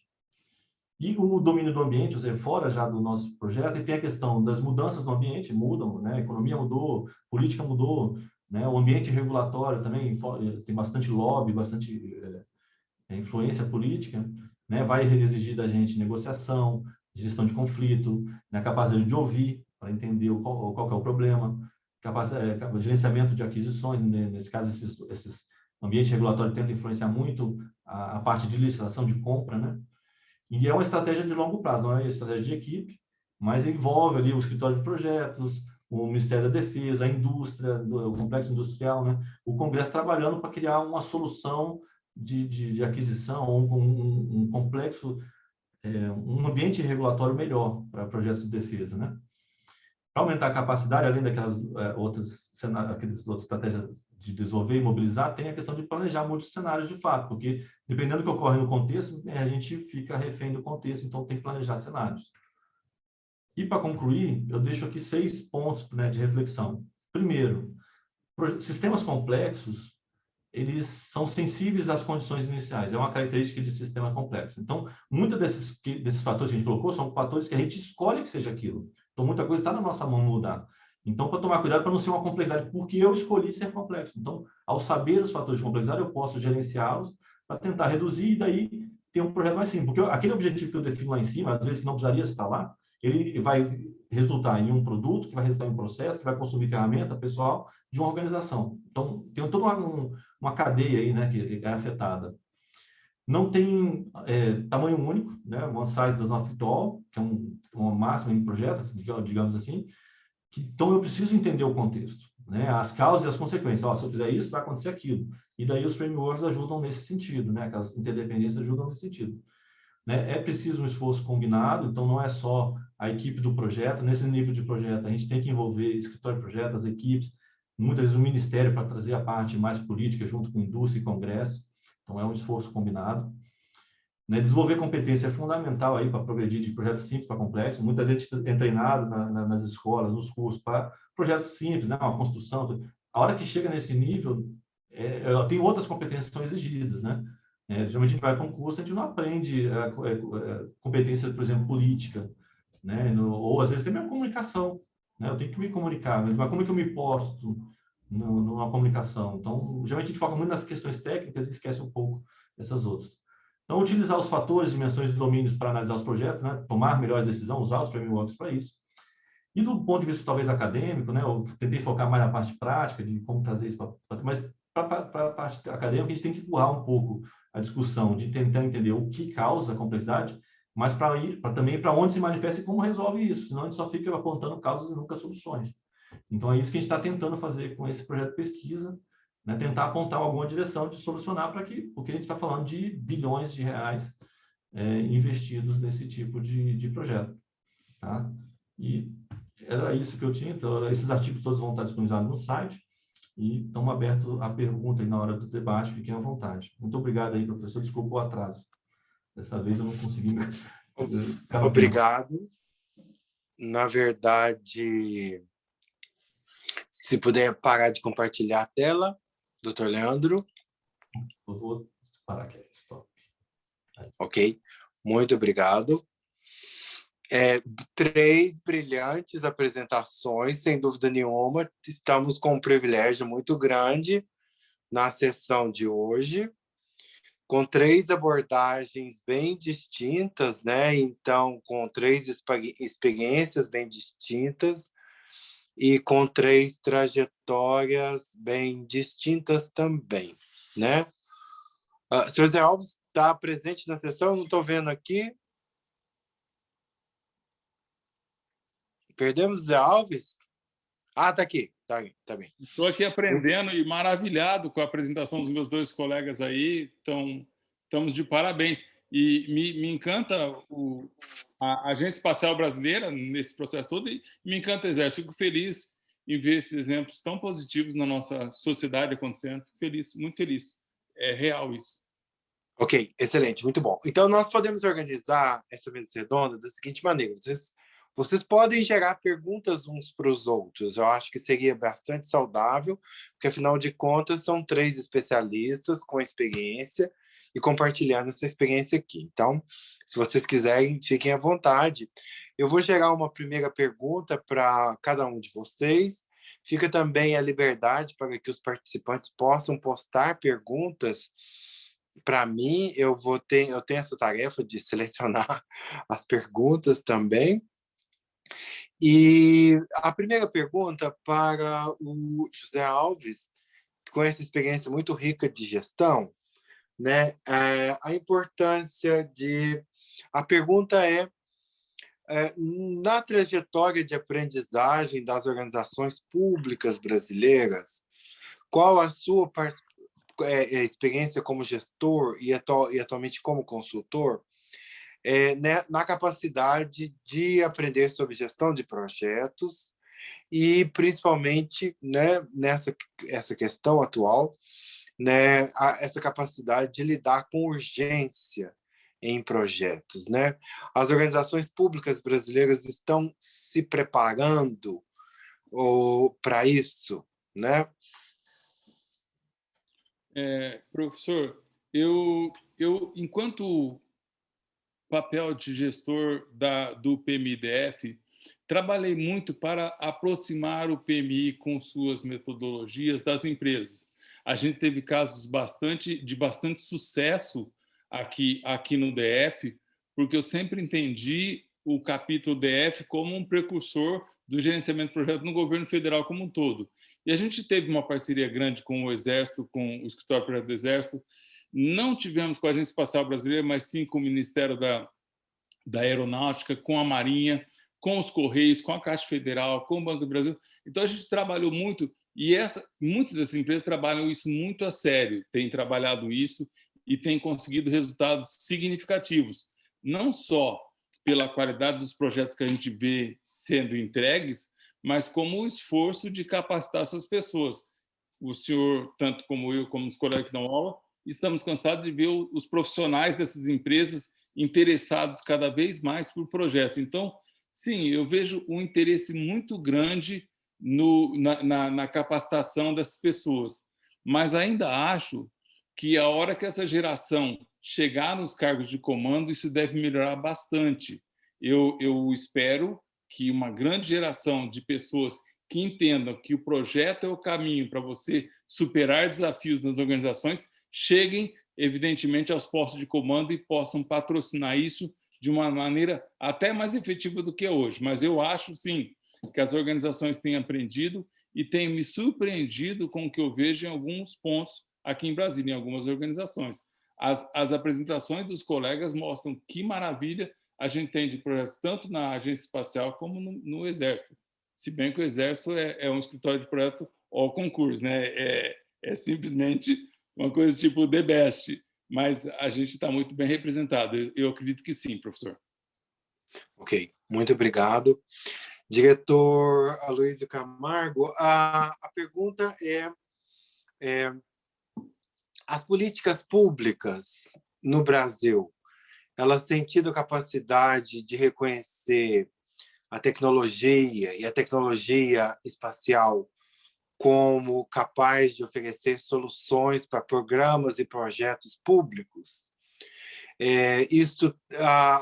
Quem tem batido na porta da Agência Espacial Brasileira, buscando soluções, buscando alternativas, né, para que políticas públicas possam ser implementadas num país que, na verdade, é um continente, né, e também num país que foi pioneiro, né, em algum momento na tecnologia espacial e no uso de satélites para o funcionamento de diversas soluções tecnológicas de comunicação, principalmente no Brasil. As organizações públicas estão aprendendo o caminho da Agência Espacial Brasileira como uma alternativa de implementar políticas públicas? Obrigado pela pergunta, professor. A gente tem observado nas nossas interações aqui com as diversas organizações, especialmente governamentais, um incremento dessa visão, né? Gradativamente, os diversos setores com os quais a gente passou a lidar com de forma mais ativa, né? Até proativa, tem tem introduzido essa necessidade. Bom, só para ilustrar, recentemente, se não me engano, ano passado, houve um furacão bomba lá em Santa Catarina.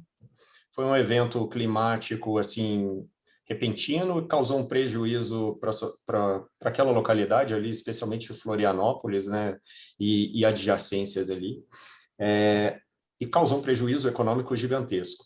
Bom, a Agência Espacial foi procurada por diversos atores de Santa Catarina, com o intuito de procurar uma solução satelital que pudesse antever de uma forma mais eficaz mudanças climáticas, meteorológicas, assim, de forma mais rápida, mais eficiente e mais ativa, né? Então, o que aconteceu é que, para resumir a história, a gente conseguiu estabelecer uma série de parcerias, iniciativa privada, indústria, setores de pesquisa, né, institutos de pesquisa, e hoje a gente já tem um projeto embrionário que se chama Constelação Catarina, que pretende colocar uma série de nanosatélites, né, de satélites de pequeno porte, para fazer esse processo de monitoramento para prover alertas mais imediatos para desastres como esse.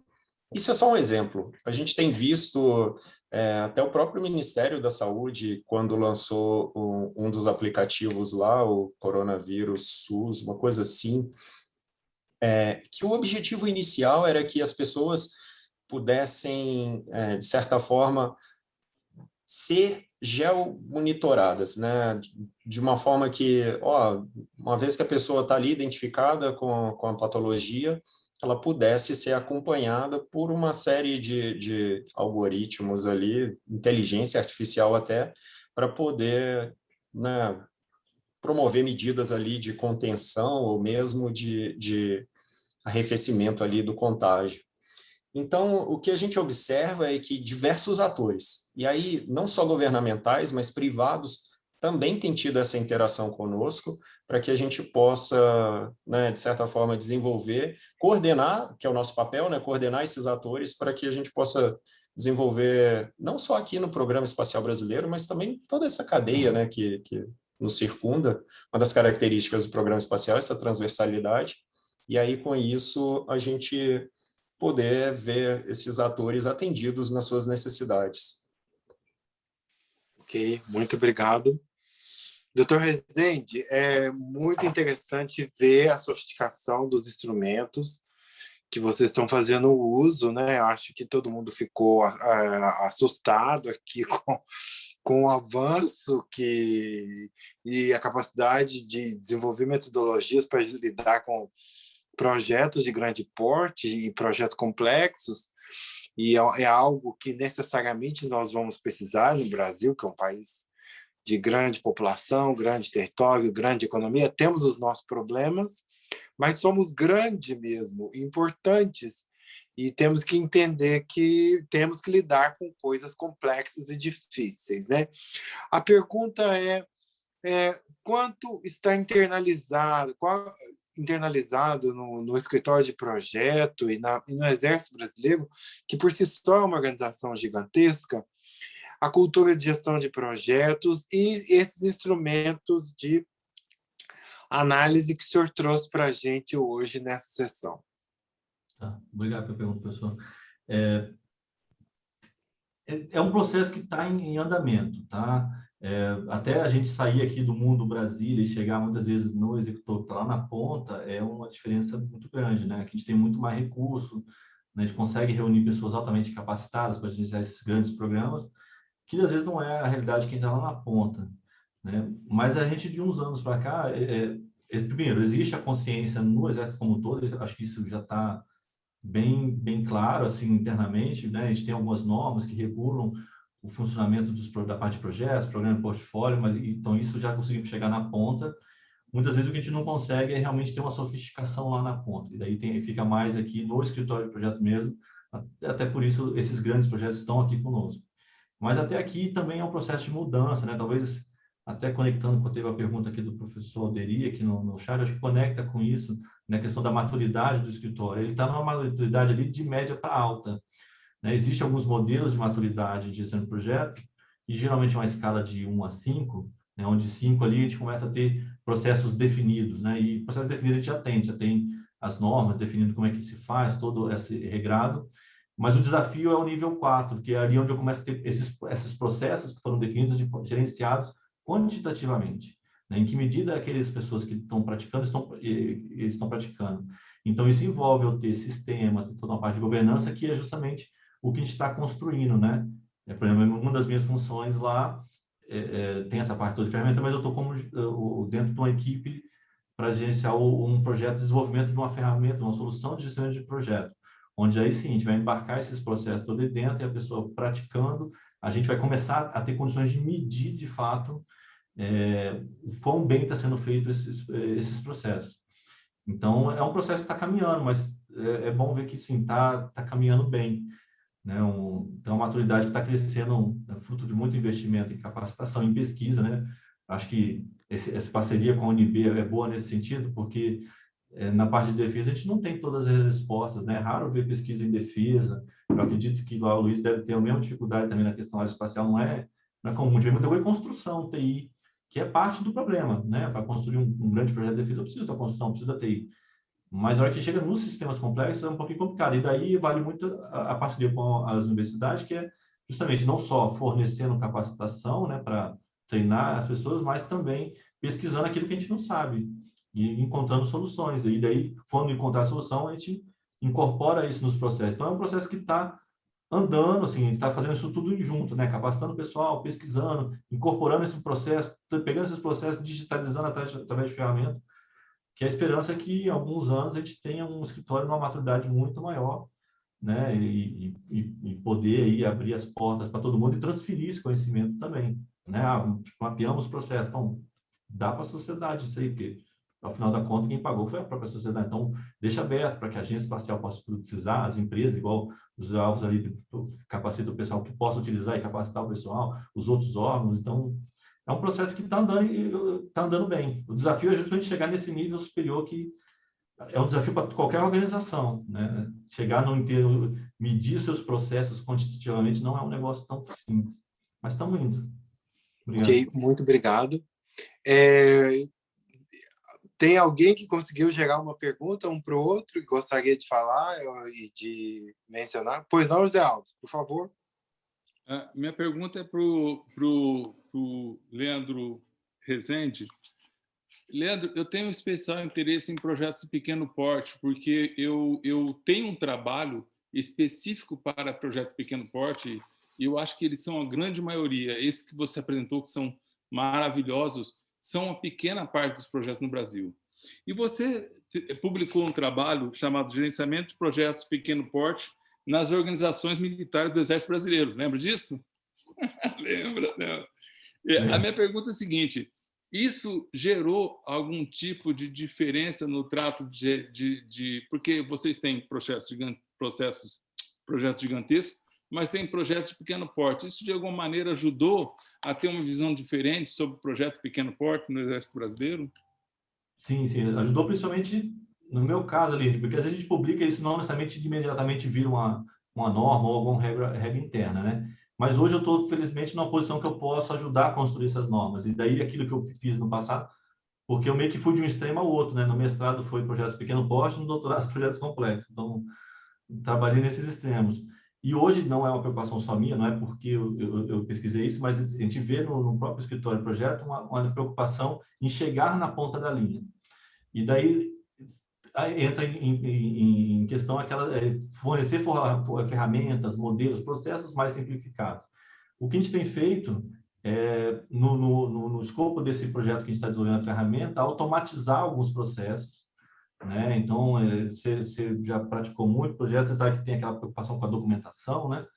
Então, a gente está querendo transformar a documentação em um fim, ali, assim, em algo que vai estar no fim, mas não é o que eu faço. Eu clico um botão e sai a documentação. Não que seja o fim de cada assim. É algo que está como consequência, não como objetivo principal. Então, se eu tiver uma ferramenta que me auxilia, né? Eu lembro que antigamente a gente instalava o Word ou aquelas coisas, tinha sempre uns processinhos, né? Aquele clipsezinho chato. porque ninguém gostava daquilo lá. Mas ele ia te dando um dica, ó, faz isso, faz aquilo outro e tal. E muitas vezes, para aquela pessoa que está na ponta da linha, que não tem uma capacitação específica em projeto, isso ajuda muito. Então, todos aqueles planos de gerenciamentos, por exemplo, a gente criou um passo a passo, onde a pessoa vai escolhendo opções, e ali sai o plano de gerenciamento do projeto. Aí também estamos trazendo a parte de reaproveitamento de pacotes de trabalho, né? Você cria um pacote de trabalho padrão, e aquele ele pode ser reaproveitado. Modelos mais simples, uma coisa que a gente está considerando dentro do escopo dessa ferramenta, né? Trazer os Canvas, né? Que são bem didáticos e facilitam muito esse processo de criação. Então, são coisas que vão acontecer, né? O Apex está num grande processo de transformação, de construir isso e desenvolver um projeto assim, embora seja não seja um projeto de defesa, né? Mas esse projeto de melhoria interna é um processo longo, porque a gente tem que mapear o processo, tudo, definir como é que vai ser, aí vai para a parte de tecnologia, para codificar, testa, dá bug, até chegar no produto final lá para o usuário. Mas a gente espera, nos próximos anos, estar lançando essas ferramentas para facilitar. E, justamente, esse projeto pequeno lá, né, funcione, né? Eu lembro que quando eu estava no Batalhão de Suprimento, eu trabalhava com a parte de portfólio e gestão de projeto. E eu consegui ver como que o gestão de projeto transforma a organização, porque a gente fez uma abordagem meio que de baixo para cima. A gente, muitas vezes a gente patrocinava projetos que não era tão interessante do ponto de vista estratégico. Né? Eu lembro que foi uma percepção do meu comandante. Ele tinha uma lista toda priorizada de portfólio, bonito pra caramba. Eu quero o último. O último era a reforma de um alojamento, se não me engano. Só que ao escolher o último, ele impactou as pessoas. E daí as pessoas começaram a acreditar nos projetos e elas começaram a ajudar o escritório de projeto a partir de então. Né? E eram tudo projetos pequenos, a melhoria de uma instalação, a instalação de uma estrutura logística para fazer uma armazenagem melhor. Então, a gente está trabalhando nesse sentido, em reformular os nossos normativos, em automatizar processos, para que quem esteja lá na ponta da linha, por mais que não tenha capacitação aprofundada, consiga executar e modificar a realidade dele, né? Prestar um serviço melhor. Então, é isso que a gente tem feito. Obrigado.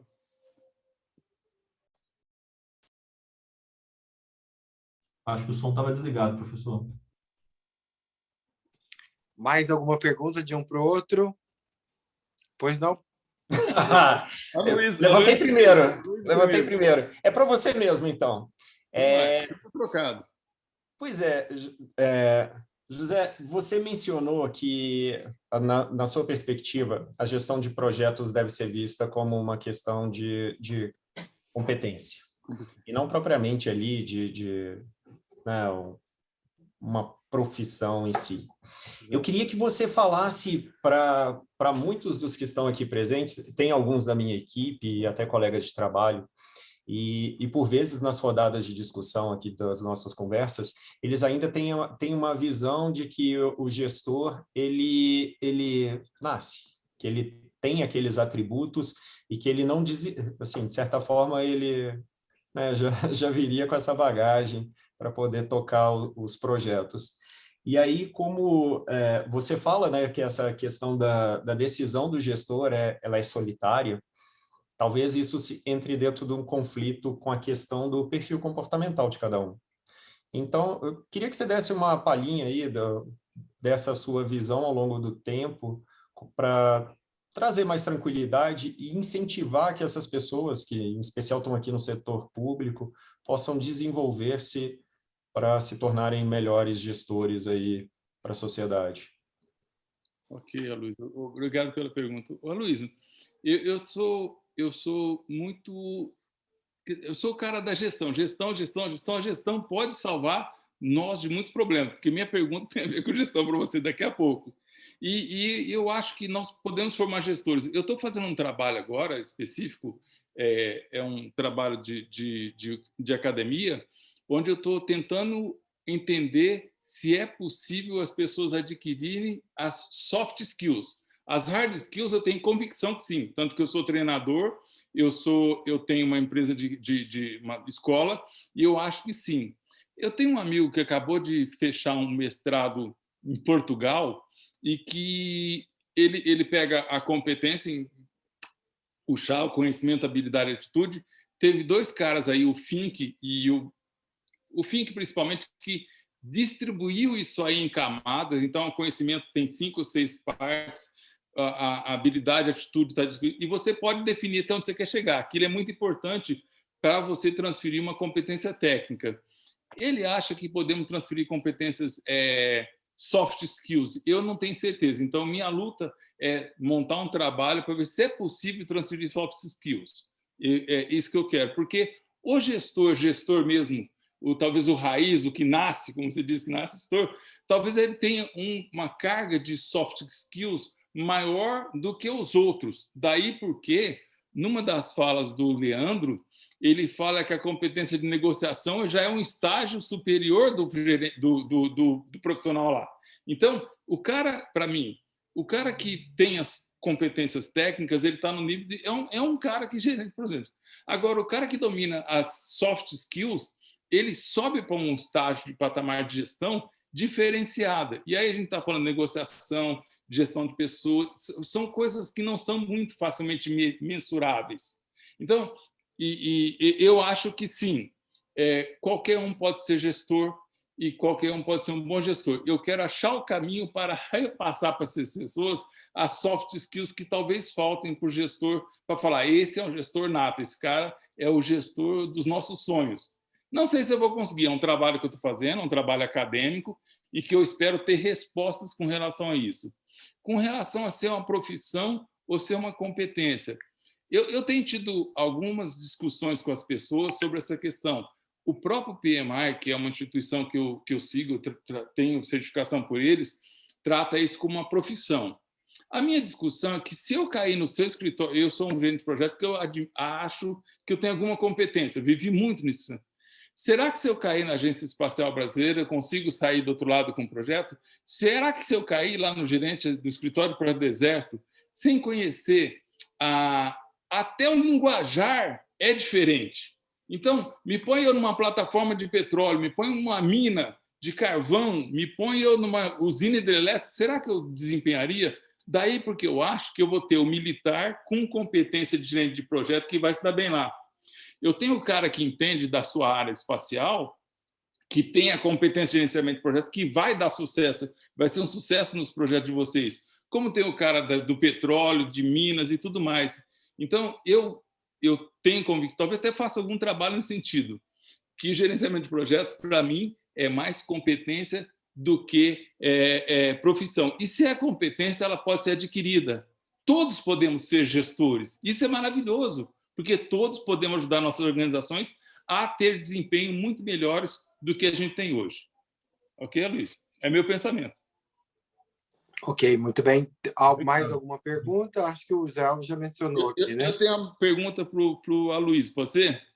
Pode ser. Aloysio, quando a gente olha para a Agência Espacial Brasileira, o paralelo dela seria a NASA, certo?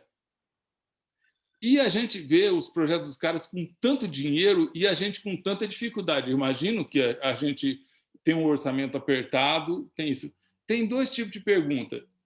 Tem possibilidade de evoluções que esses caras conseguiram serem repassados para a gente por acordos e você conseguir andar a passos largos com evoluções, ou não? A gente tem que desenvolver tudo do zero e a gente sofre muito porque custa caro. A gente está comemorando o lançamento do nosso satélite, mas quando ele começou a girar lá, estava todo mundo desesperado. Não? Todo mundo, vocês, todo mundo, o mundo inteiro. Oh, será que ele está bem? Então, é possível a gente beber da fonte e ter dessas agências que são mais sofisticadas, talvez a mais sofisticada do mundo seja a americana, e vamos dizer assim, não é o que sobra, mas o que esses caras já andaram, a gente já economizar esse caminho ou não? A gente tem que caminhar, passar por todos esses perrengues para poder ter sucesso também. Como é que é isso, Aloysio? Bom, obrigado pela pergunta, José. O que a gente vem observado é que o setor espacial como um todo tem uma mudança de comportamento, né? O que lá na década de 70 a gente observava que tinha um contorno mais polarizado, hoje a gente vê um ambiente de muito maior cooperação. Dentro dessa perspectiva, o que a gente tem trabalhado aqui na agência é de nos aproveitarmos dessa sinergia do momento e aderirmos a parcerias como, por exemplo, o Projeto Artemis, que é capitaneado ali pela NASA e que, de certa forma, ele pretende levar de volta o homem à Lua de uma forma mais sustentável, mais permanente agora, né? E esse projeto é até interessante porque ele pretende levar a primeira mulher para a Lua, né? Além de construir uma estação ali orbital na órbita lunar ali, para poder, de certa forma, alcançarmos objetivos maiores de exploração de outros planetas e tal. E o que a gente tem observado é que, assim, dentro dessa perspectiva de projetos, né, complexos, como o Leandro observa, o que eu acredito, de certa forma, que seja o sucesso da NASA é essa constância, uma certa constância de investimento e de valorização do programa. Né? Daí porque você consegue observar que a distribuição orçamentária, em termos de PIB, de arrecadação, ela oscilou, mas, ao mesmo tempo, ela foi preservada a ponto de manter projetos já em curso. Daí porque eles estão nessa fronteira de conhecimento, fronteira tecnológica que hoje a gente observa. Bom, o que a gente tem visto dessa aproximação internacional? Que sim, tem espaço para transferências de tecnologia, né? Aconteceu recentemente, há alguns anos, o satélite SGDC, que, em função de toda aquela confusão que aconteceu com o Wikileaks e tal, o Brasil se deu conta de que ele precisava ter um satélite próprio para poder controlar tanto as informações de defesa quanto as informações civis. E aí, dentro desse arranjo contratual, houve o estabelecimento de algumas premissas de transferência de tecnologia. Bom, para resumir a história, a gente, aqui na Agência Espacial, a gente firmou 6 contratos de transferência de tecnologia, conseguimos concluir com êxito 5 deles, e estamos numa fase que o último, a gente está numa fase de, vamos dizer, de negociação, em função do próprio cenário de pandemia, né? A empresa responsável pela transferência, ela também vem passando por dificuldades para poder fazer isso. Transferência não dá para fazer assim à distância, né? Você tem os laboratórios, tem aquele contato todo, e, em função desses problemas de deslocamento aí, a gente não tem conseguido. Mas, em resumo, o que a gente tem observado é que sim, tem espaço entre as agências espaciais para poder transferir tecnologia, e de forma que a gente não precise ficar fazendo aqueles investimentos lá no início, né, para que a gente possa já aproveitar a evolução e o sucesso que eles tiveram, né? Ok, obrigado. Muito obrigado. Ok. Vamos encerrar essa parte da mesa redonda. Doutor Leandro, tem alguma pergunta? Não, eu ia perguntar se assim, talvez se esses problemas que a gente observa na defesa, né, porque ali eu coloquei alguns fatores de complexidade e algumas competências, né, e eu acho que conecta com o que o Aloysio tem um tipo de fator, talvez, de complexidade semelhante, e o José Alves meio que com essa parte de competência, né? Se o que eu falei aqui poderia ser, de alguma forma, generalizado para o ambiente da agência espacial, ou até mesmo para essa grande área de projetos, né, na prática, né? Então, seria meio que uma pergunta dupla para cada um, né? Um lado da complexidade e do outro da competência, né? Se isso é só defesa ou se a gente pode pegar isso e generalizar, né? O pesquisador quer sempre generalizar para outros campos. Então, acho que seria mais uma pergunta nesse sentido. Pois não? Leandro, eu acho que assim é muito semelhante o que acontece, sabe? A gente já teve a oportunidade de conversar um pouco sobre isso, mas poxa, você falou de redução de complexidade, de aumentar a capacidade de entrega, são desafios que a gente fica aqui o tempo todo, sabe? A agência, ela tem um papel muito mais de coordenação das atividades, né, dos programas, e a execução propriamente dos projetos se dá com instituições ali parceiras, né? Então, a gente faz a descentralização do crédito orçamentário e acaba fomentando isso de forma indireta, mas a gente observa que no nosso ecossistema, do Sistema Nacional de Atividades Espaciais, ainda precisa aprimorar, amadurecer essa visão de gestão. Então, assim, é completamente semelhante com o que você viu aí dentro da defesa. Zé Alves, gostaria de comentar? Sim, Leandro, eu estou num trabalho para poder decidir se eu consigo transferir soft skills ou não. Eu estou nessa discussão. E uma das minhas preocupações, uma das minhas dificuldades, é delimitar um campo de pesquisa com competência, porque cada lugar que você vê uma lista de soft skills. A hora que eu vi tua lista, eu fiquei encantado. Falei, ora, ouro em pó ali para mim, bater um papo com o Leandro. Eu vou ter que fazer uma visita para você, porque você tem ouro em pó ali para o meu trabalho, porque tem uma delimitação e com muita competência em captação daquilo ali, eu percebi pelos dados, eu não entendo muito como o gráfico foi construído, mas eu entendi que talvez aquilo possa ser um ponto de partida para selecionar quais competências, soft skills, quais competências desse tipo a gente pode trabalhar. Eu devo lhe fazer uma visita, meu caro, para aprofundar esse assunto. Então, sim, eu acho que aquilo é ouro em pó porque eu estou fazendo. Ok?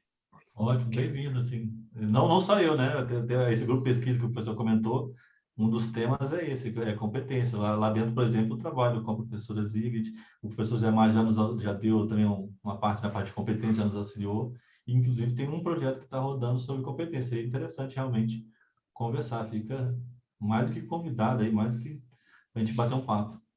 Ok, obrigado.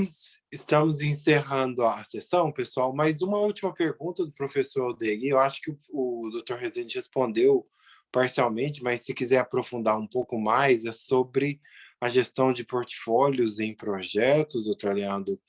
Gostaria de esclarecer um pouco mais sobre a questão? Uma pergunta que veio do professor Alderi. O nosso nível de maturidade ele é de médio para alto. A gente roda, existem esses modelos de maturidade em projeto, a gente roda eles de vez em quando no escritório, uma vez por ano, a cada 2 anos, depende, né, do prático interno e traçar o que vai fazer internamente. E daí a barreira geralmente é realmente romper essa barreira onde a gente começa a digitalizar os processos, né? Depende do modelo, mas de uma forma geral eles têm uma certa semelhança, onde para eu sair de um nível mediano, que seria o 3, para um 4, eu tenho que não só ter os processos estruturados, mas começar de fato a medir, para começar a ver, não, ó, na minha deficiência está no ponto tal, né, no processo tal, e lá eu tenho que melhorar.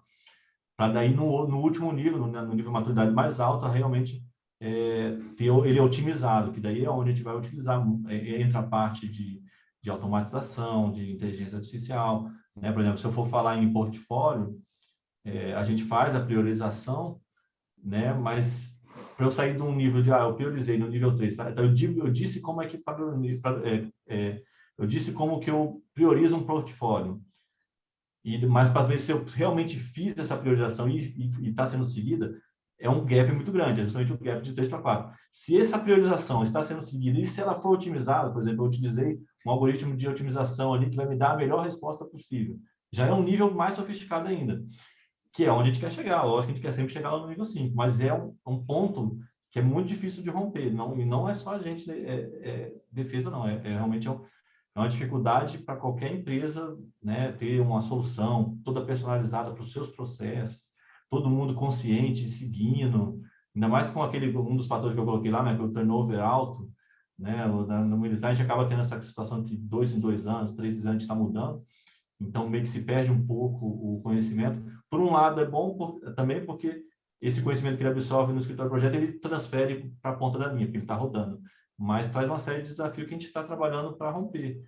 E uma coisa que a gente tenta deixar claro lá dentro é justamente o papel da academia nisso, né? Eu vejo particularmente a universidade, a FACE, como um grande assim, potencial para essa parte de gestão pública, né? Porque a Brasília tem essa vocação pública e os grandes projetos são gestados aqui, pelo menos.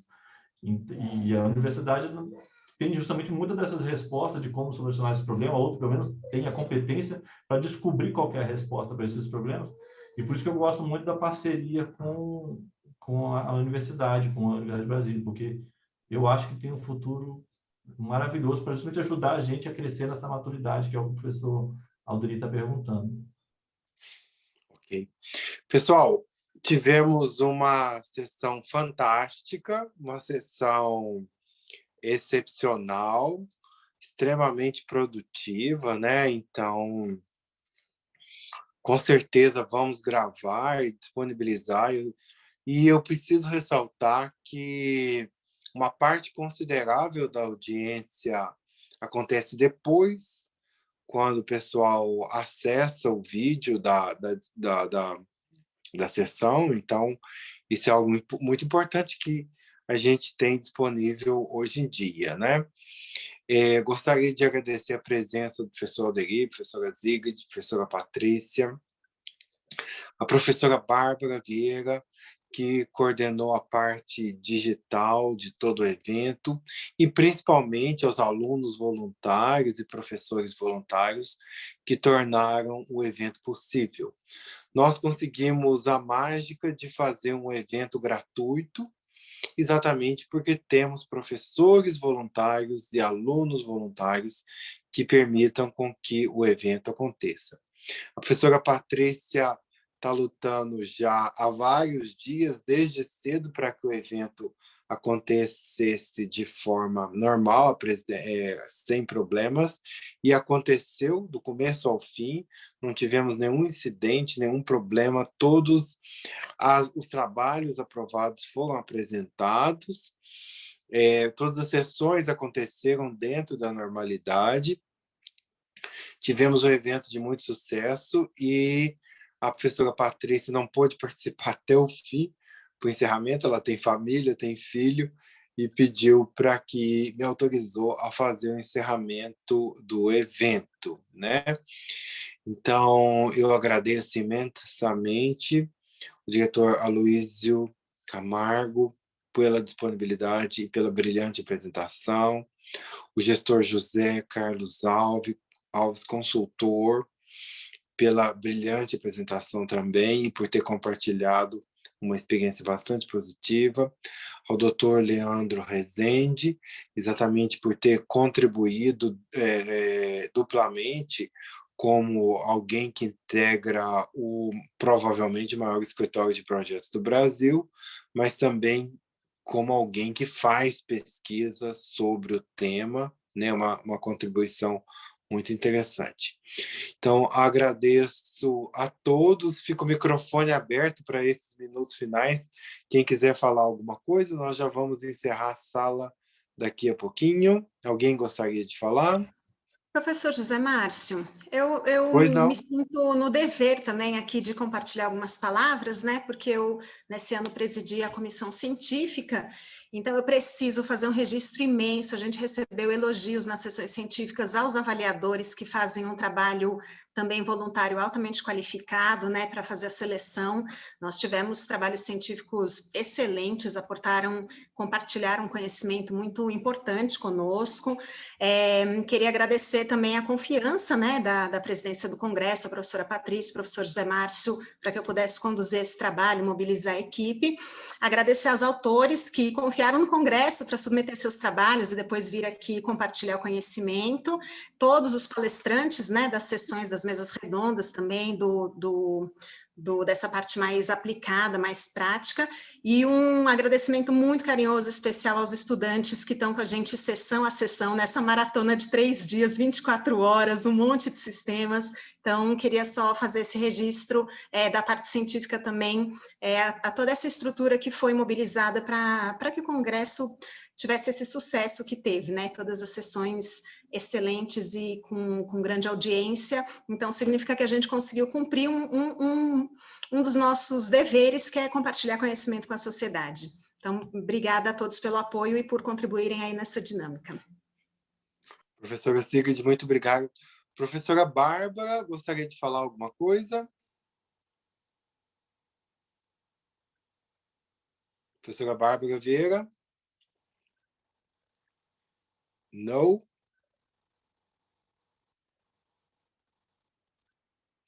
Ok, pessoal. A Bárbara não está com o microfone ativo.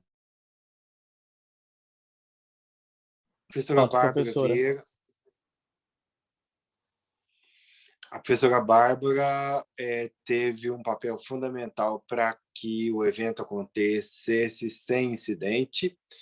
É uma tecnologia que a gente está dominando exatamente os recursos, e a Bárbara tem esse talento todo especial para poder ter a calma e a paciência quando a gente está desesperado nos bastidores, a Bárbara vem e resolve o problema calmamente.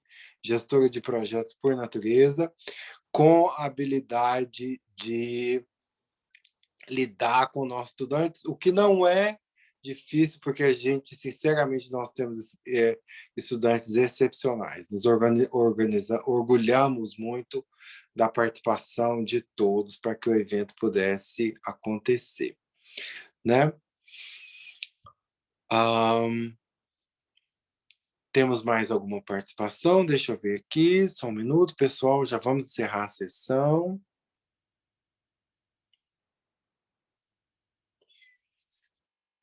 Manifestações de apoio, de agradecimento. O evento realmente foi um evento de sucesso.